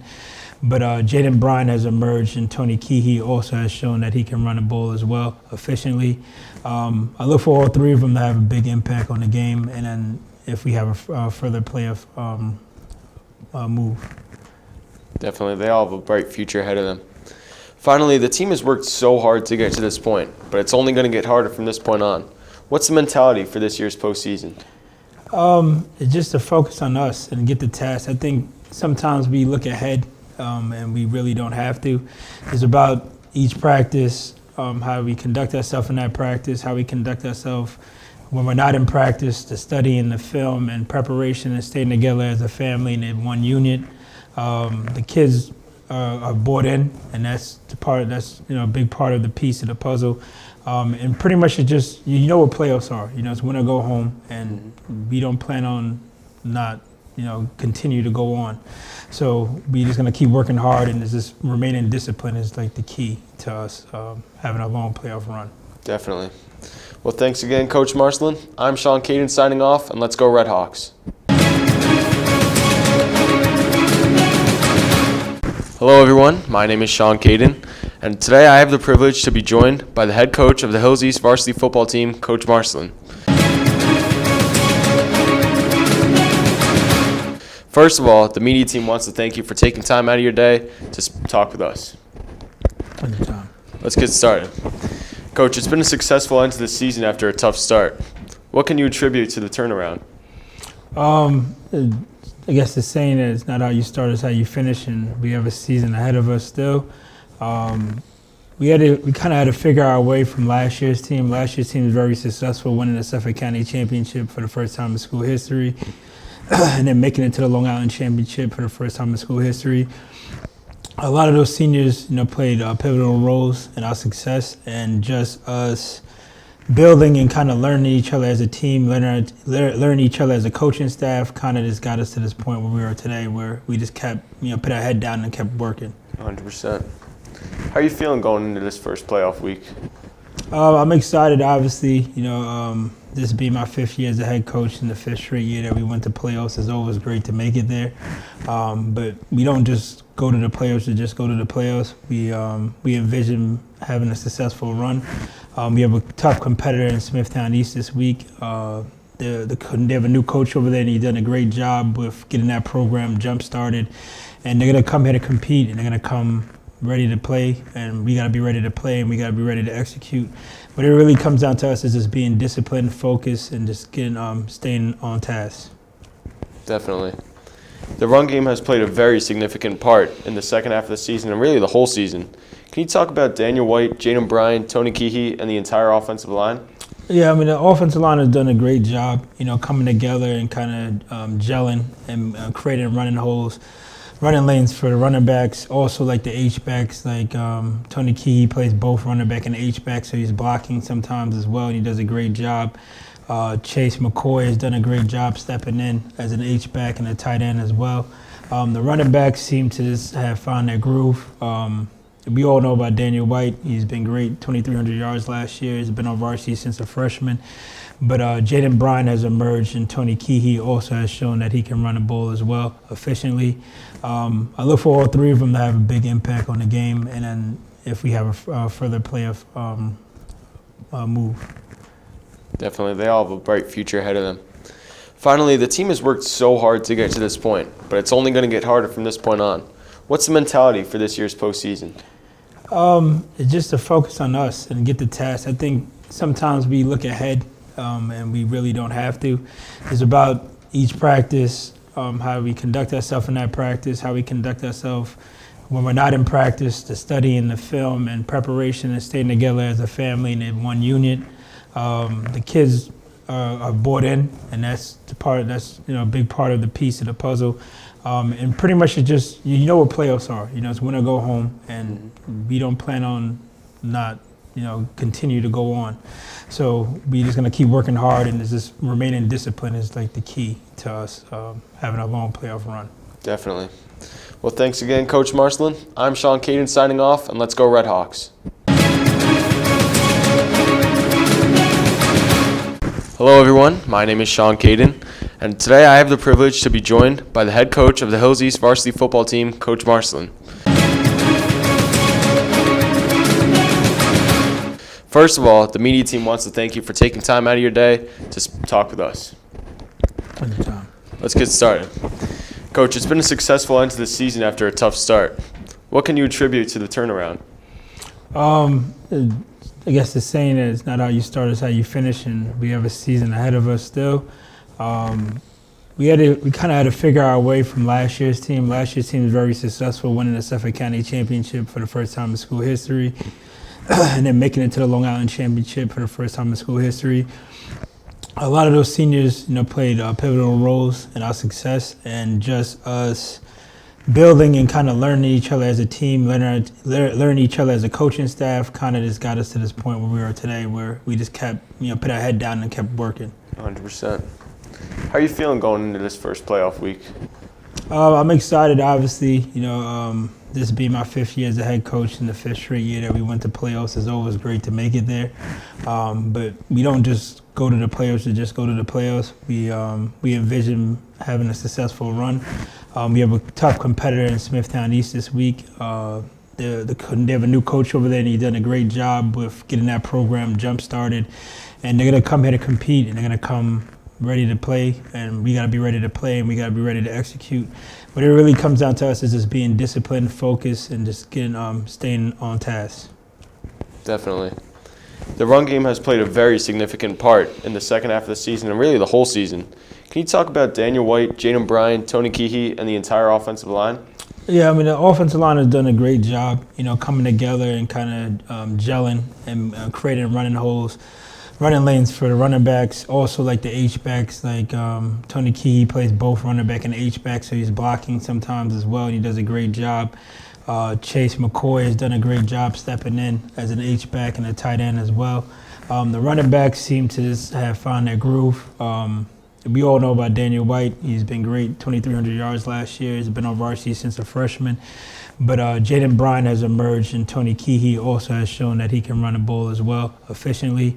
I look for all three of them to have a big impact on the game, and then if we have a further playoff move. Definitely. They all have a bright future ahead of them. Finally, the team has worked so hard to get to this point, but it's only going to get harder from this point on. What's the mentality for this year's postseason? It's just to focus on us and get the task. I think sometimes we look ahead, and we really don't have to. It's about each practice, how we conduct ourselves in that practice, how we conduct ourselves when we're not in practice, the study and the film and preparation and staying together as a family and in one unit. The kids are bought in, and that's a big part of the piece of the puzzle. And pretty much it just, what playoffs are. It's win or go home, and we don't plan on not, continue to go on. So we just gonna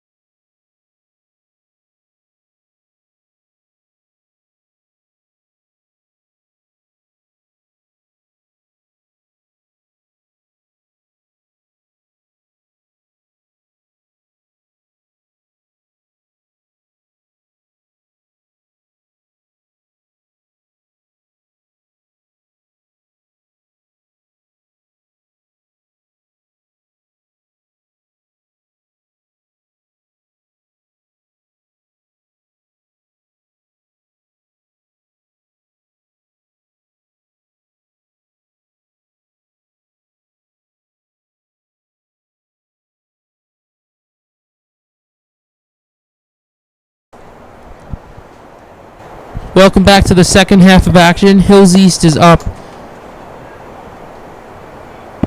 And D1's going to take it all the way.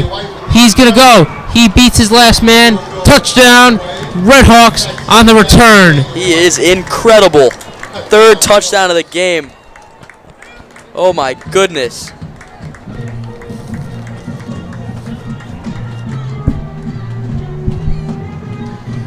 Hills East up 44-7. So to start the second and third quarters, this quarter was 13 seconds. The quarter before was 9 seconds. So quick way to start the quarter and a good way to start it.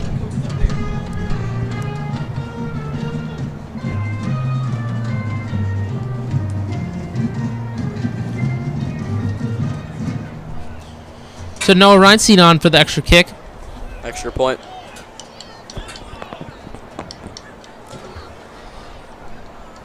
They need a ball.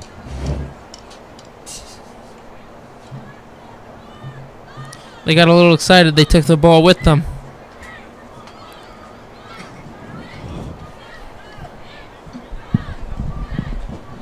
$44-7 here at Hills East.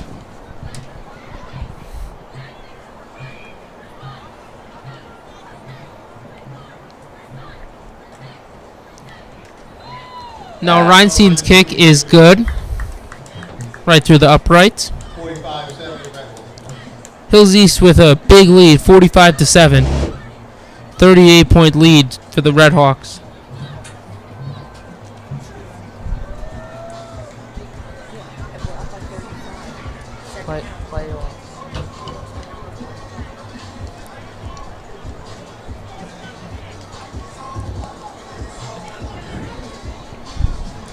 So to start off, a big punt return.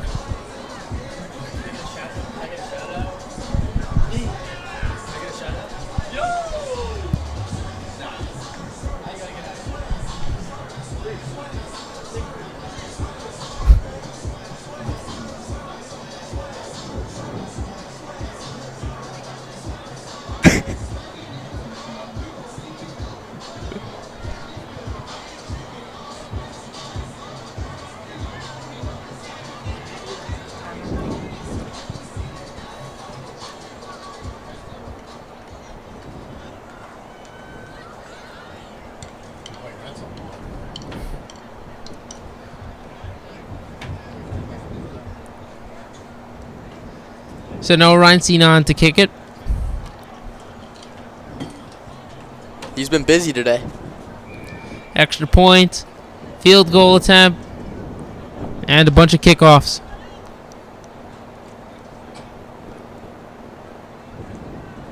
A little bit of a squib kick here. Going to be recovered at the 25-yard line. He's going anywhere but forward. Charlie Waydig keeps on breaking tackles and ends up at the 45-yard line. D'Amico with the stop. Excuse me, 38-yard line.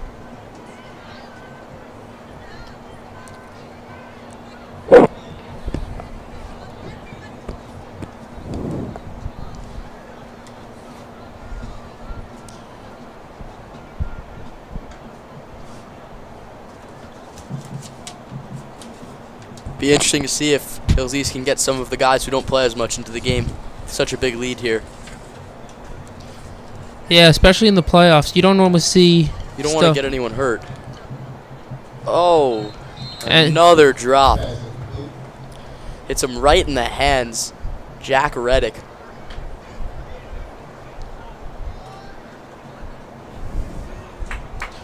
And the one thing that I have to say about this team last year, a bunch of seniors, and the way they adjusted to losing them has been incredible to watch. First couple games a little rocky, but after that it's been awesome to see.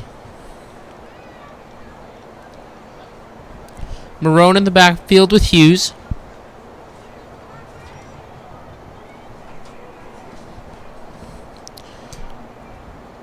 Marone has it. He's going to look to take a shot. And it's going to be Gene with the catch for touchdown Bulls. Wow, 2 long passes and 2 completions on those long passes. both to Gene. Gene is fired up. You would think after that it would be a 1-point game, but no, they're down 32, and he's celebrating like there's no tomorrow.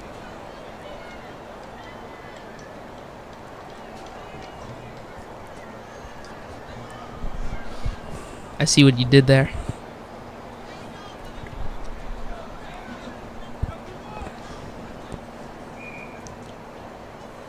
Snap is good. Kick is up, and kick is right through the uprights. Point is good. 45. Soto's been so close to blocking both extra points, just missing it twice. Yeah, and you know what? I love the aggression, but time and place. Now is not the time where you need to block the extra point. You don't want to get a penalty right here.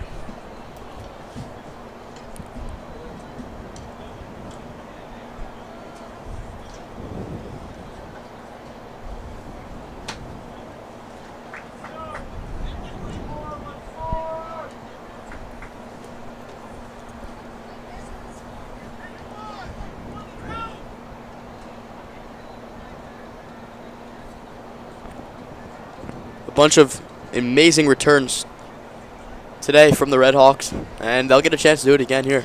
Yeah, 2 of those returns. One by D1 and one by Tony Keehee.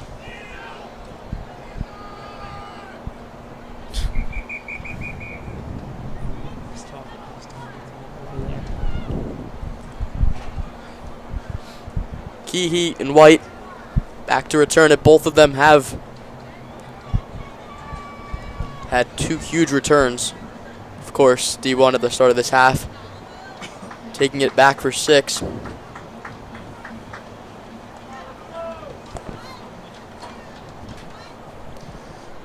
Could see possibly an onside kick here. Maybe You wouldn't expect it. 2 big returns on the last 2 plays by the Redhawks, so. And it's a deep squib. Oh boy. And Gianluca D'Amico is the one who recovers it, and he just sits on it. A little bobble by Akio Johnson right there. So it's going to be first down Redhawks. Yeah, Keo Johnson's not happy with himself after that one.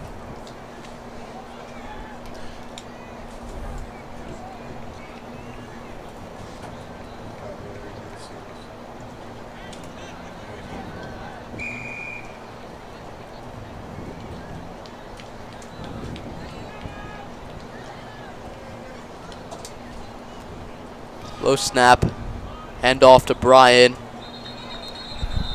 He's met at the line and hit a little late. Coach Hanover's not happy about it. Oh, I apologize. He's not happy with Keith McDowell. Not sure what they're arguing about here.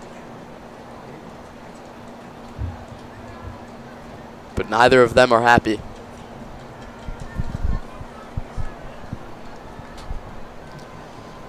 So it's going to be 2nd and 10 for the Redhawks.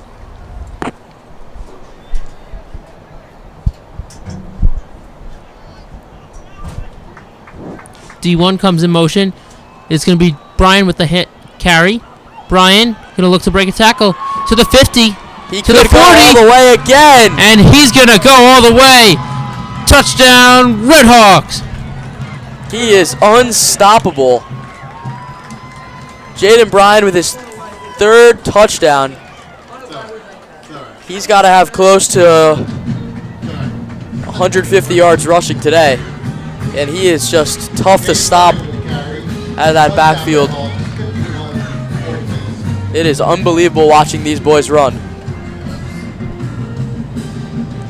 Takes off for 70 yards and the touchdown. Great job by the offensive line, too. Credit to them. They've been creating the holes for the offense, the back so far. It's 2 games in a row for Jaden Bryan with 3 touchdowns. That is really impressive. Kick is up, and kick is good. Noah Reinstein has been very, very active. Probably the most active he's been all year. He's just over halfway to 100. Imagine they get 3 digits. Wouldn't fit on the scoreboard, that's for sure.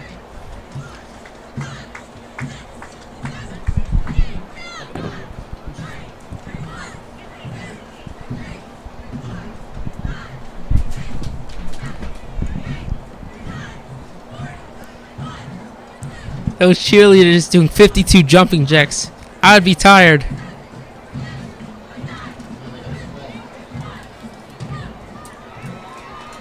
They're going to need some water after those jumping jacks.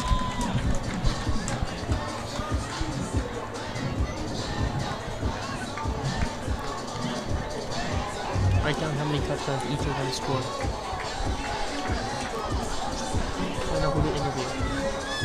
That was 63 yards for Jaden Bryan.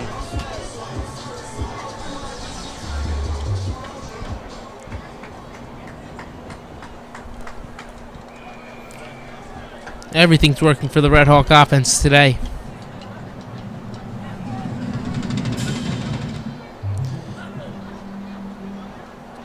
Reinstein with a bouncing kick that goes to the 10.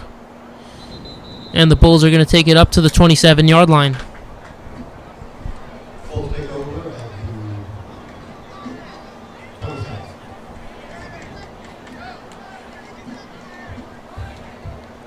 So Jaden Bryan has a 63-yard touchdown, a 53-yard touchdown, and a 47-yard touchdown.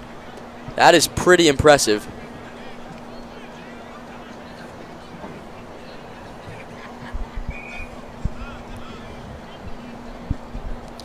So just like Comac last week, the running backs have 5 touchdowns so far. D1 has 3, that's 6. And Tony Gehe has 1, that's 7. Marone in the pocket. He's going to roll to his right. Ferropoulos and Pagliaro chase. And that pass is low, intended for number 5, Hunter Hughes. Sorry, D1 has 2. Gehe has 1, Bryan has 3, and Peters has 1.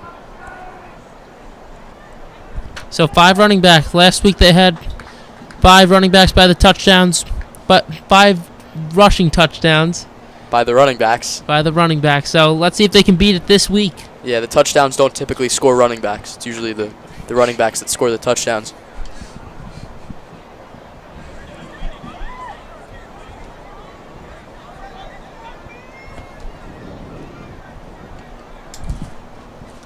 Marone drops back in the pocket. He's looking downfield, and no one is near Reddick right there. He's going to get the first down. That middle to long game has been working. Ready with the completion, first down Bulls. So it's going to be a first down for the Smithtown East Bulls. 52-14 here, just under 10 minutes to play in the third quarter.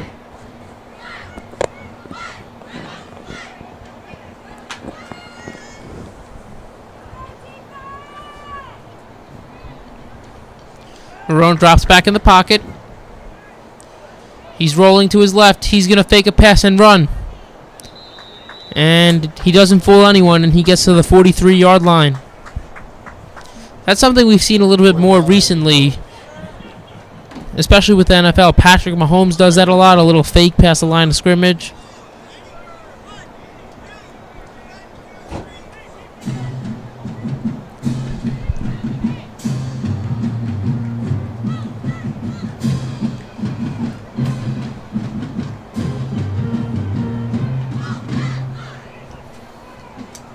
Marone drops back. He's going to hand it to Farrell. Farrell's going to look to break a tackle. He's going to get all the way to the 32-yard line for a first down. First down Bulls.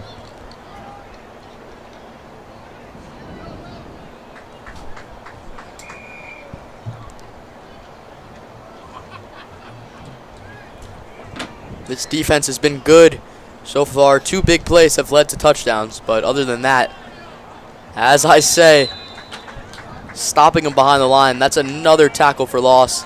This time it's Chase McCoy. Chase McCoy with He read that play like a book. the backfield. Yeah, he read it like a bestseller. So going to be second down and about 13 to go.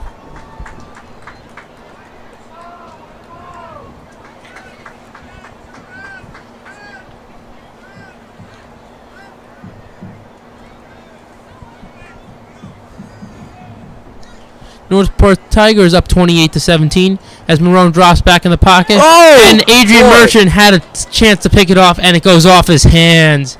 Oh, wow. That is one he'd like back because he was very likely going to take that back for 6. And I mean, that's a drop if I've ever seen one. So, as I was saying, the Northport Tigers are up 28-7 over the Bellport Clippers. They're your 4 seed in this Division II playoffs. I am shocked that that wasn't a pick 6 for Adrian Merchant, the senior. He would love that back.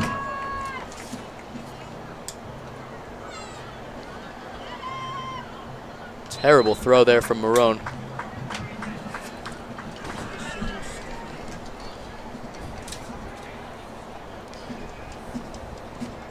Huntington still leading North Bav 21-7.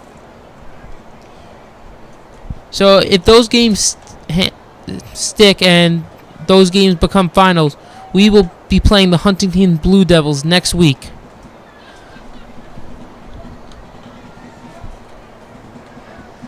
At home. We did get the 2 seed, which guarantees us 2 home games. Marone drops back. He's going to look to fire. Reddick has it. He hit the seam right there. And he gets to the 18-yard line. First down at the 18-yard line. Reddick has been doing a nice job of finding the seam right now.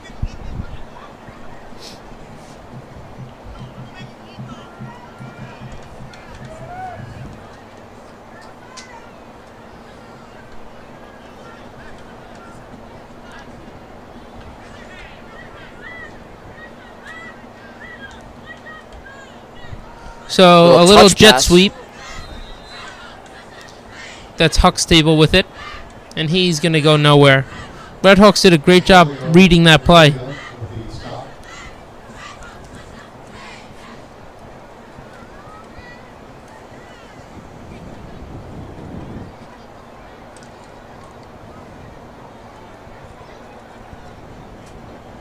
So about 7:20 left in this first half. Or third quarter, excuse me. Motion by the offense. Marone drops back. He's going to have pressure in his face. Marone going to make a move or two. He is special. And he's going to get to the 14-yard line. Good enough for third down. About 6 yards on that carry. He moves like a running back. A running back who can throw the ball. You know what would be an interesting play if they, to start off a game, they give him a handoff and then he throws it. That would throw teams for a loop. Guess we'll never know, as this very well could be his final high school game. Coach Glory in his first year with the Smithtown East Bulls. So it's pretty impressive after not making the playoffs in 5 years to then make it this year. As Marone's going to keep it, he's going to be taken down at the 5-yard line, but good enough for a first down.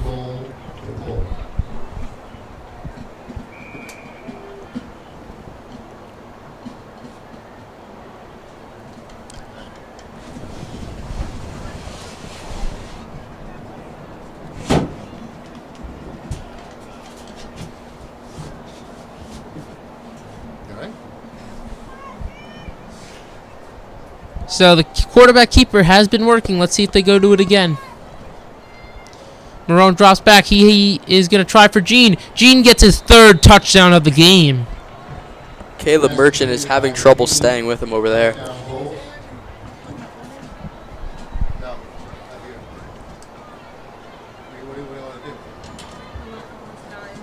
You can plug it into the outlet. Just one of ours. Just do ours on the right side, the yellow.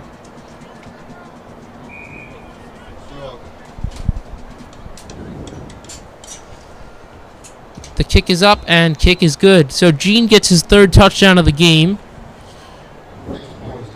And I think also him being a physical guy is helping him win the battle with Caleb Merchant, who is a sophomore.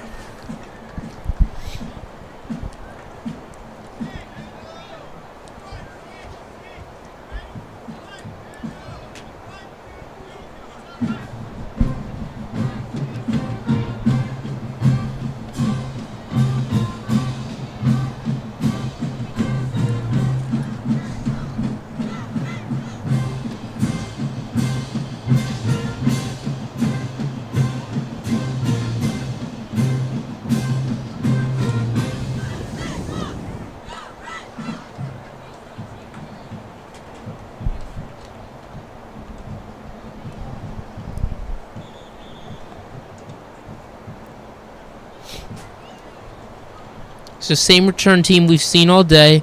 Keehee and D1 in the back. Jaden Bryant and Akio Johnson in at the 25. I could expect another onside kick here, possibly. Try to get a little bit of momentum. Try to make the scoreboard look a little bit more respectable. Yeah, this will be tough to come back from, even if they did get the ball back right here. But I'd expect another squib kick, make it tough to return for these speedy return guys. Yep. D1 has it. D1 waits. This could be and he's going to trouble. find a hole. He's going to go to the 30, 20, 10, 5. Touchdown. Daniel White. Is that his second return of the game for a touchdown? Second return touchdown. There's a flag on the field, however, and it's on Hills East.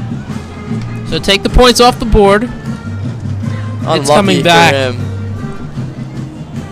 They almost broke the record from last week. That's unfortunate for White.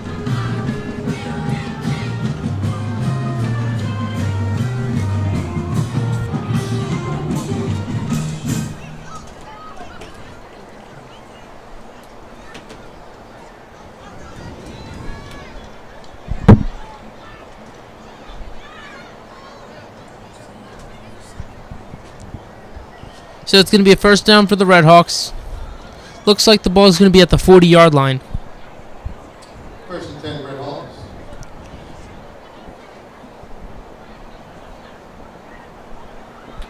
(52-21) with 6:19 left on the clock. That's unfortunate for Daniel White. He gets his long 70-yard return erased.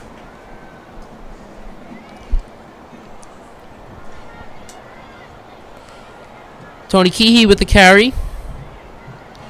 And he's going to get 3 yards.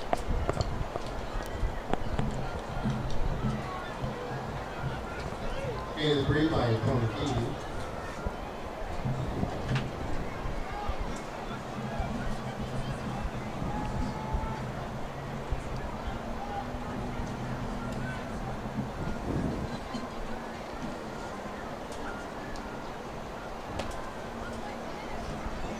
So Sevilla and is that Keehee in the backfield? There it is. So Sevilla and Keehee in the backfield.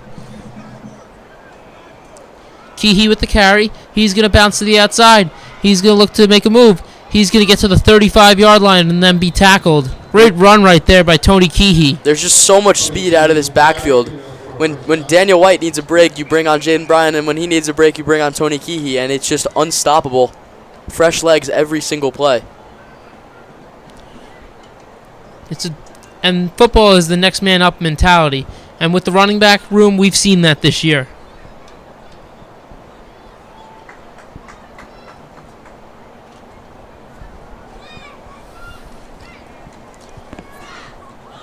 Handoff to Keehee once more.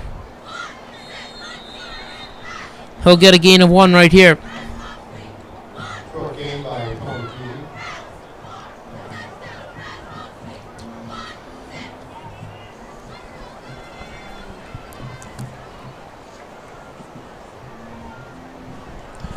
And the good thing about this game is Hills East didn't really have to use too many of their quote-unquote gadget plays that they created during the week. So then they can save it for next week and then keep on adding for next week.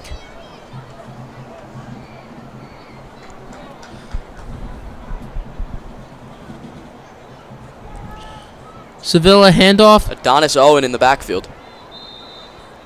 He's a junior who hasn't been able to prove himself too much this year, but he'll be excited to get a chance today, especially with a lot of time left. It's such a big lead. Yeah, that 4th running back spot has been up. Brody Pleasance had it for a little bit. Adonis Owen had it for a little bit.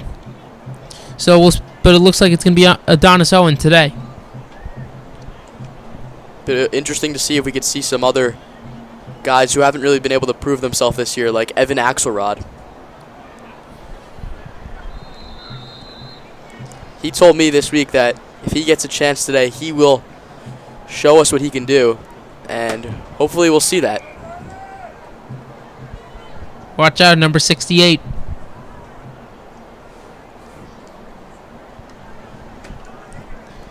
Adonis Owen picks up the first down right there. As Tony Keehee comes in and checks on back in.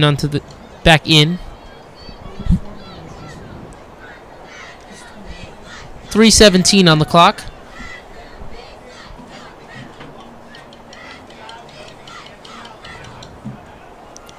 Handoff to Keehee. He reverses the field. He's going to look to bounce to the outside. A stiff arm. Key with the carry. And he's going to pick up the first down.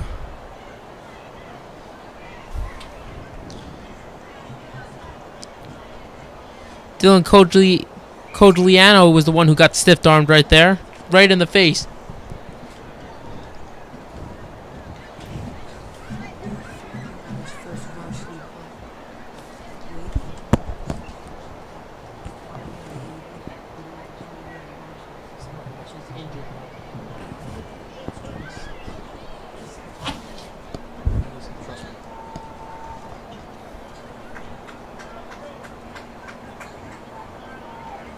So Sevilla and Keehee in the backfield. Sevilla. Gives it to Keehee. Keehee Oh my breaks a goodness. tackle and another Red Hawk touchdown.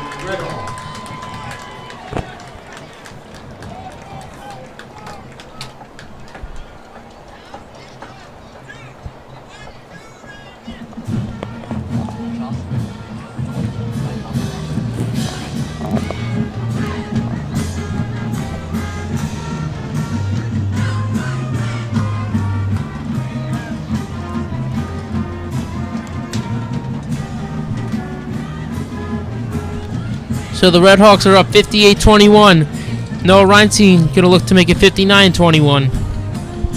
This is a high-scoring football game. Dante Milano running on. Give that extra pass blocking. Noah Reinstein's kick is up. Kick is good. Noah Reinstein 8 for 8 on extra points. And 1 for 1 on field goals. He is money. Cash money.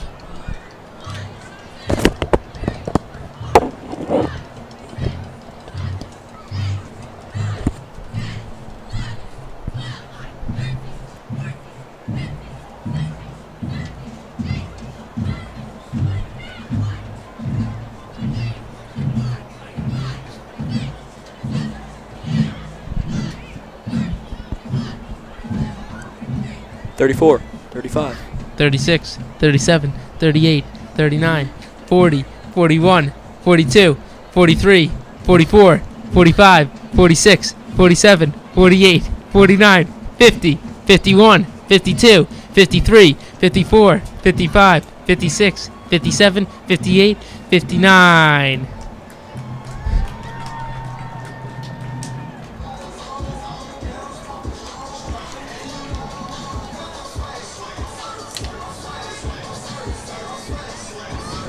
That was a lot of counting. That's how many points the Red Hawks have today.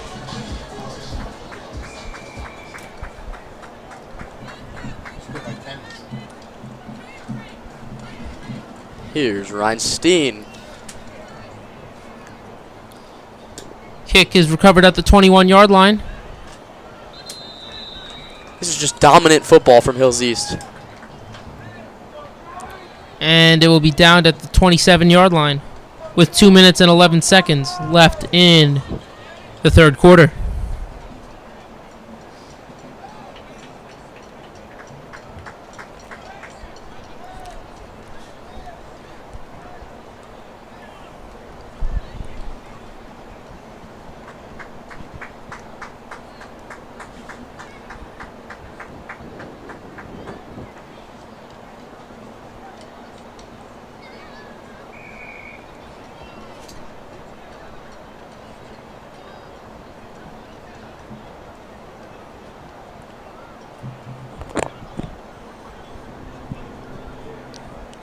Marone has it. He's going to look to run it once again.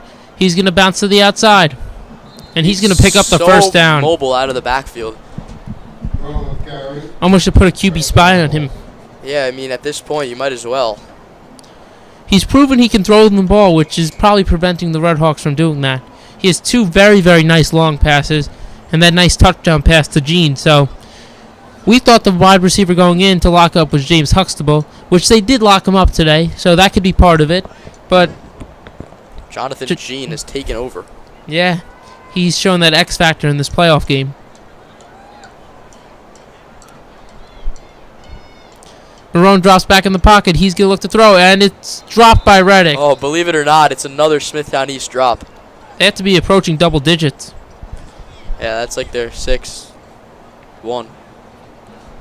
Or 7.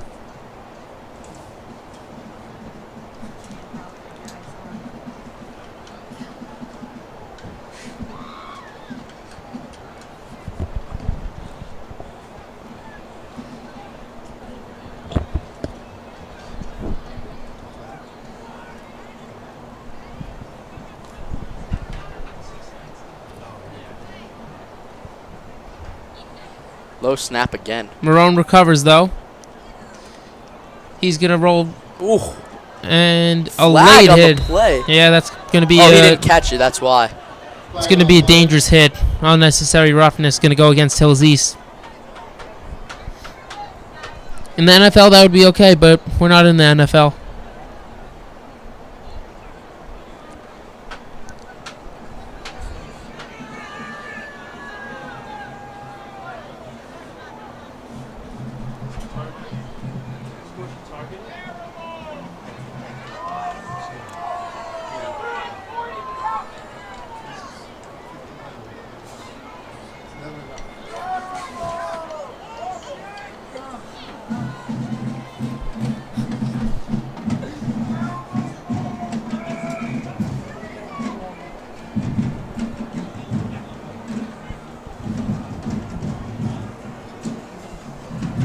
So penalty on Hillsy is going to give the Bulls a first down as Marone throws it to Reddick. He's going to pick up the first down. Or no, excuse me. He's going to get a 5-yard gain. Going to be second down and 5. Every single snap has been low for Marone, and he's done well to adjust. He's looked like a really good athlete so far today.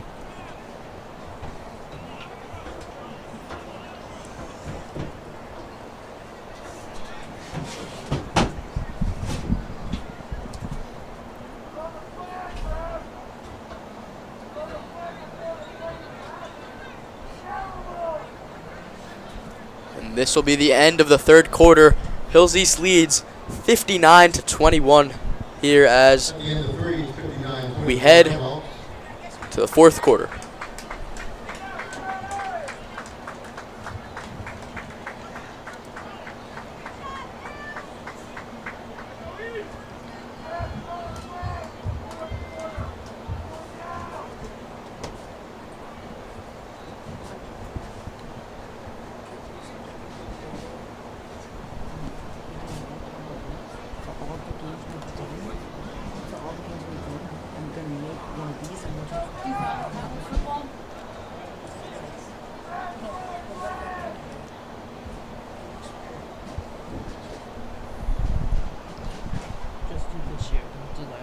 And then when I'm done with those, I can do next year. So 12 more minutes until the Hills East Redhawks are going to move on to the Division II semifinals, which if everything holds up, they will take on Huntington here at the next weekend. So a very impressive performance, and you know, earlier in the year it looked like they were battling with injuries. So it's going to be interesting to see who's playing their best football next weekend. Is it Huntington or is it going to be Hills East?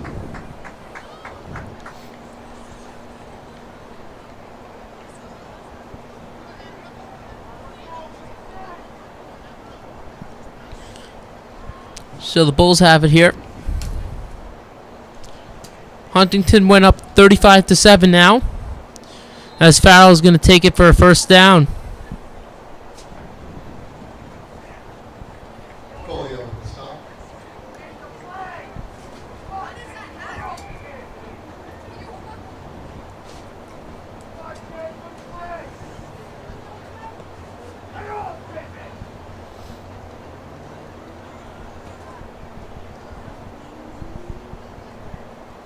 First down from the Hills East 27 for the Bulls. Another low snap. Marone going to try to get away from Dante. Sorry, not Dante. Alejandro Gonzalez. And he will. And he is going to come very close to the first down, and he will pick it up. Another flag on the play. Man, this is unbelievable. Good thing these refs aren't rushing to throw their flags.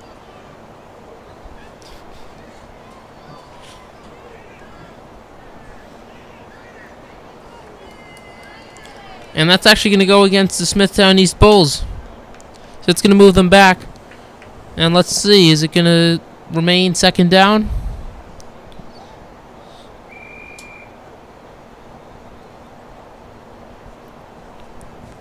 It looks like it's going to be first down and 9. It's interesting. So 10 yards back from the spot foul. So they end up just picking up a yard after all is said and done. And it remains first down. So Marone's going to keep it. He's going to get to the outside and going to be just short of the first down. It's going to be 2nd and 3.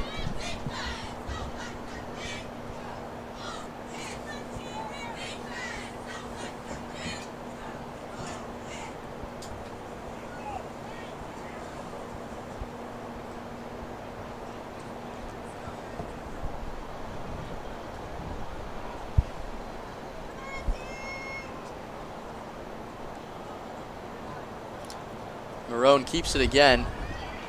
He's going to go all the way to the 7-yard line.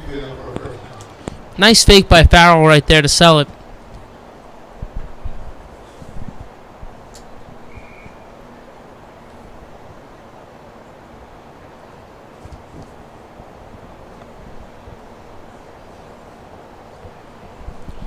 So just under 10:20 left.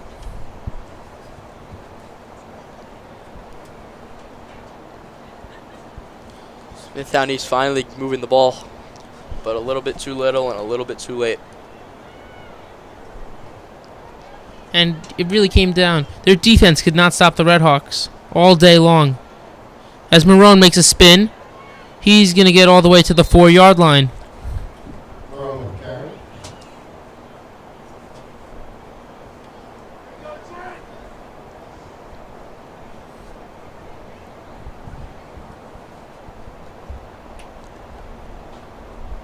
'Northport Tigers up 28-7 still in the 4th quarter.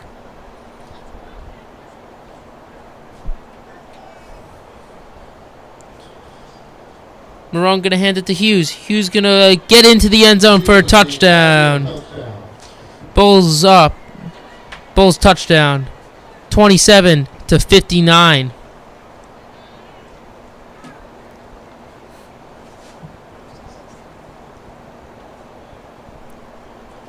.26 on the clock. As well as Hills East have played, they still have given up 27 points, and that is something that they're going to want to look at, especially going into next week. The one thing about these points is they're kind of garbage time points, so it's not too big of a deal. Yeah, no, of course. But they have made some mistakes defensively that, you know, if their offense hadn't been bailing them out all game, they could come back and cost them. And the biggest thing, I think, is the penalties. I agree. So, and discipline was a problem for them last year in the Long Island Championship. Penalty cost that touchdown to happen at the end of the game. That's right.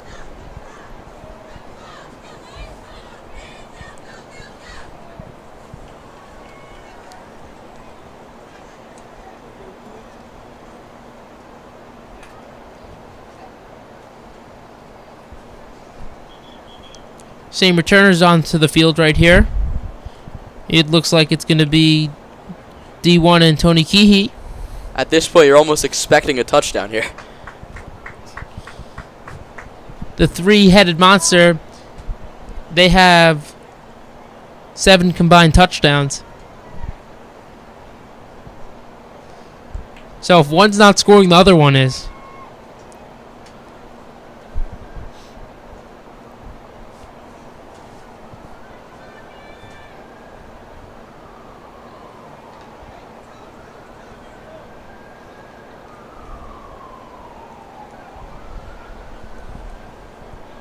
So the Bulls come out for the kickoff. Probably an onside kick right here. No, I doubt it.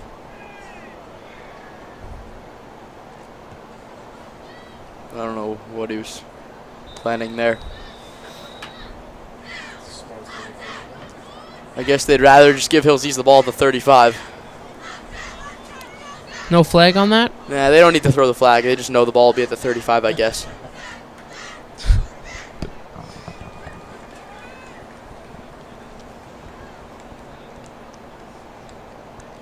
To be honest, that's one of the best decisions they've made all day. Yeah.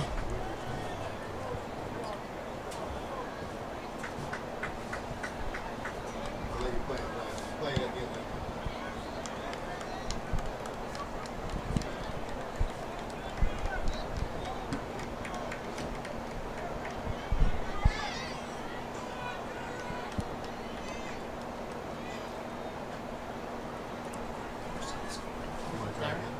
Hold on. Yeah, Derek Drewing in at quarterback, the JV quarterback. Gets in. He had a great season for the Hillsies JV team. He is a promising young sophomore who will look to step up and possibly win the starting spot next year for varsity. Yeah, it's going to be, the battle is going to be between him and Vincent Bancouli. So going to be interesting to see. Nick Sevilla, quarterback the last 2 years, how are they going to adjust? They've lost some big seniors this year. They're going to lose some big seniors next year. Nick Sevilla, D1, Adrian Merchant, and Akio Johnson, Trayvon, Keith. Drayway going to pitch it out. It's going to be is that Adonis? It is Adonis Owen. He'll get about 6. 26.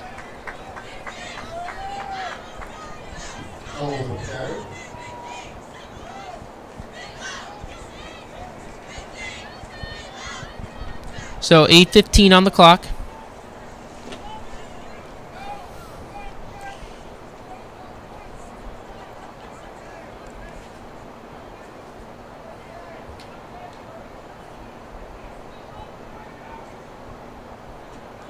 Third and 4. Just under 8 minutes to play here from Hills East 46.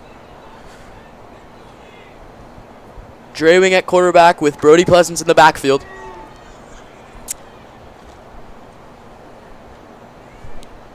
Another flip to Pleasance.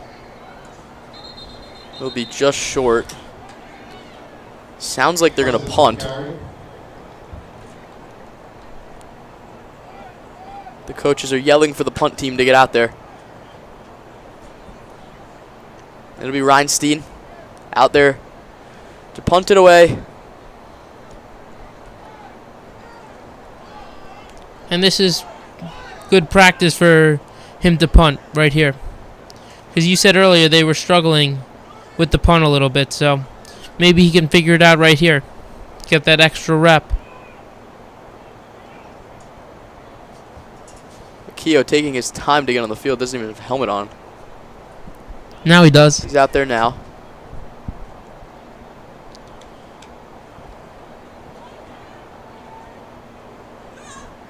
They bring the pressure, but Noah Reinstein gets it away. And it's going to be fair caught at the 26-yard line. Not a bad punt there for Reinstein. He got the height on that one, more of a sky kick right there. It looked like he kicked the ball in the nose, the way he dropped it down to himself. And what does kicking the ball on the nose do, Jake? I mean, other than hurt your foot, it doesn't go as far. If you kick the ball on the face there, you'll get much more distance on it, much more power behind it. Kicking specialist Jake Braverman.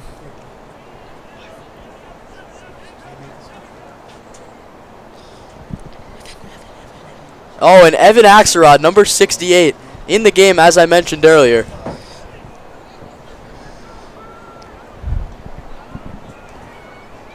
We'll see here what Evan Axelrod's able to do defensively. As long with the whole entire Hills East defense.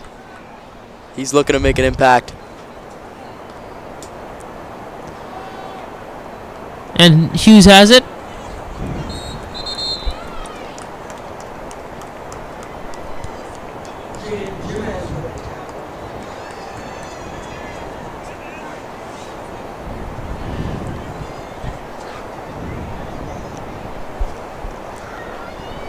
Lots of juniors on the field right now for Hills East.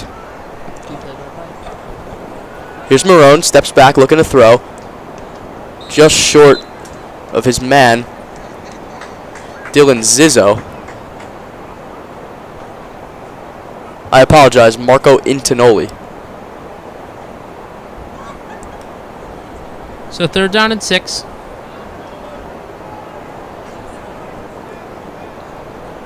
Interesting look here on defense for Hills East. It's Chris Cullen, Evan Axelrod, Hayden Weintraub, along with Simon Cho and Jaden Jimenez on the defensive line. And Simon Cho gets in there. Axelrod in pursuit. Can't get there. It's good pressure, and there's a penalty. And Coach Marcelin is not happy. A late flag. It looked like it was after the play. It might have been an unsportsmanlike conduct on the coach, on one of the coaches and someone on the sideline.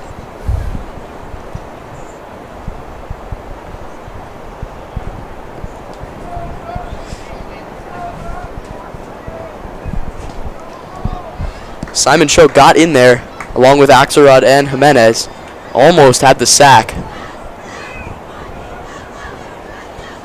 So it looks like the punt team's going to come out onto the field. It's Mateo Villa back there to return it. It'll be his first minutes of the night.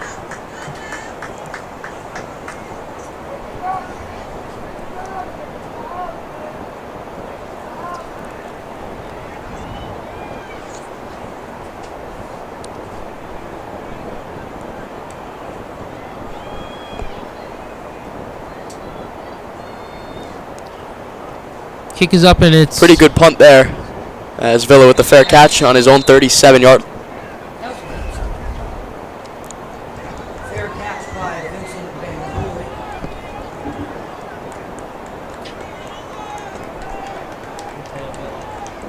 Mateo Villa.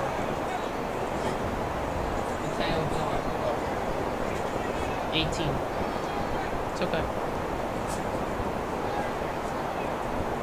So it's going to be 1st and 10 for the Redhawks.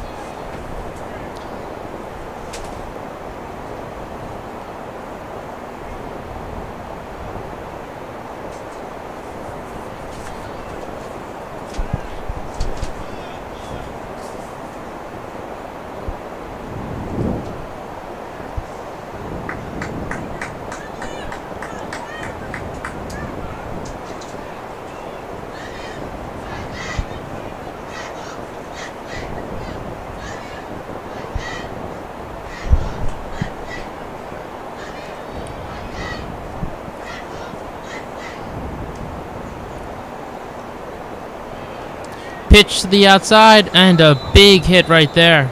It's Josh Wimberly out there.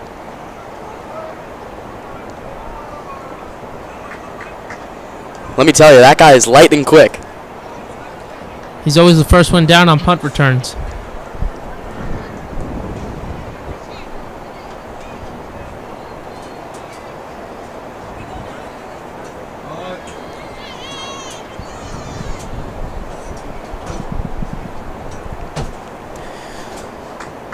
Drewing back out there at quarterback.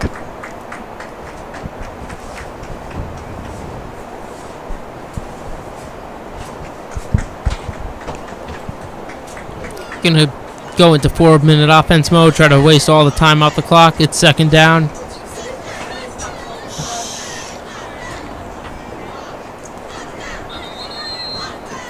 Carry to the 35-yard line. It's gonna be 3rd down.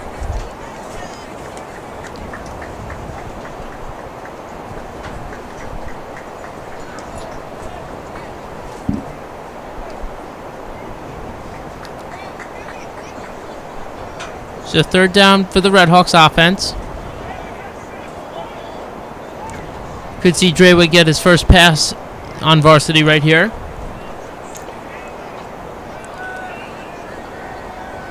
Axelrod's back out there on offense. Doing a little bit of everything out there, as he told me he would.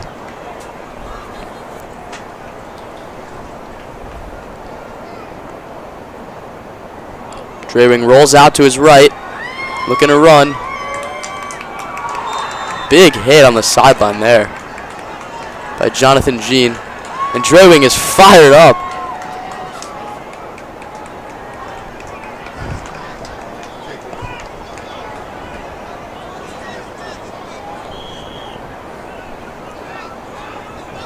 So it's going to be 4th down after that big hit. A lot of excitement by the whole football team right there.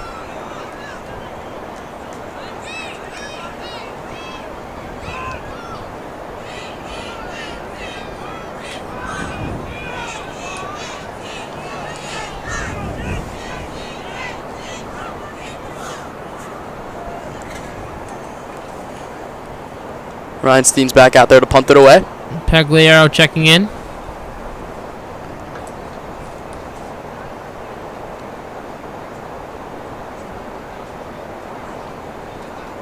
High snap. Reinstein catches it.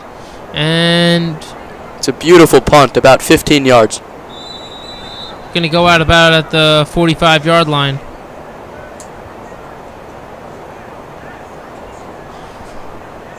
I think he got that one off the toe a little bit. Yeah.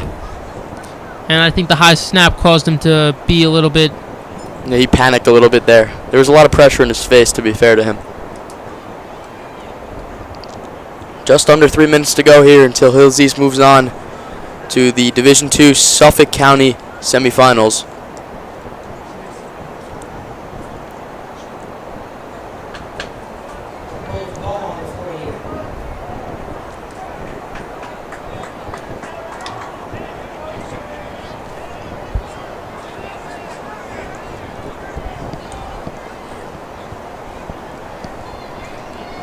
So 2:47 left on the clock.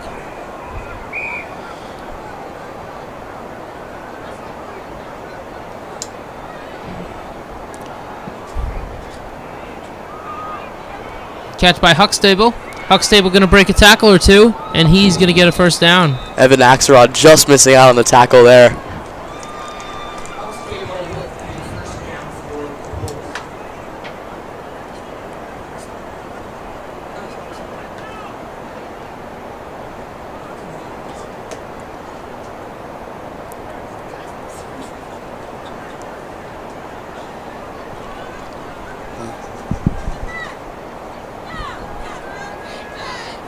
Huxtable once more, and he's going to be tackled at the 12-yard line.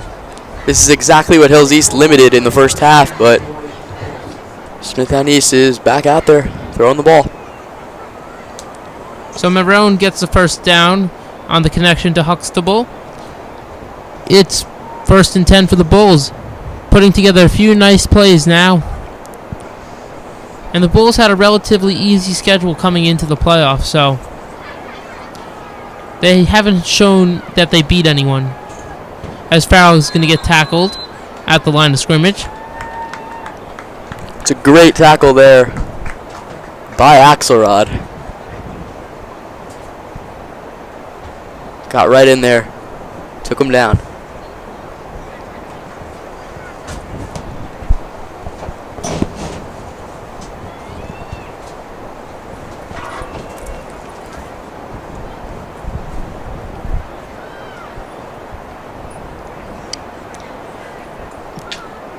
So Hills East is going to end up holding on to this one. You didn't broadcast jinx them.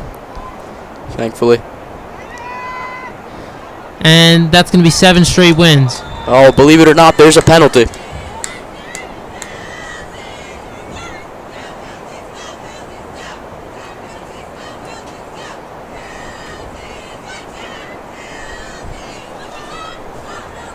And there's going to be a face mask on the Redhawks.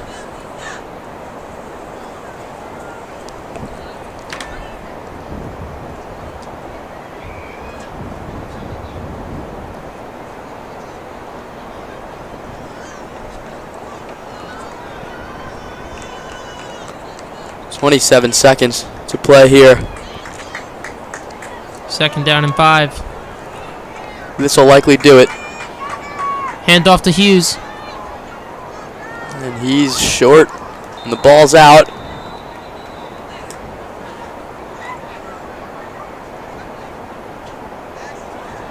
Hills East And has it. It's Nope. called 4th down.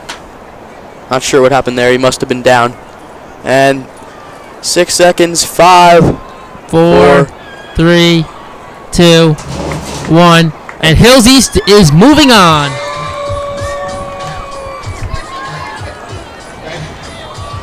What a performance. 59-28. Your Redhawks. Really great Hills East offensively, and overall very good defensively in the grand scheme of things.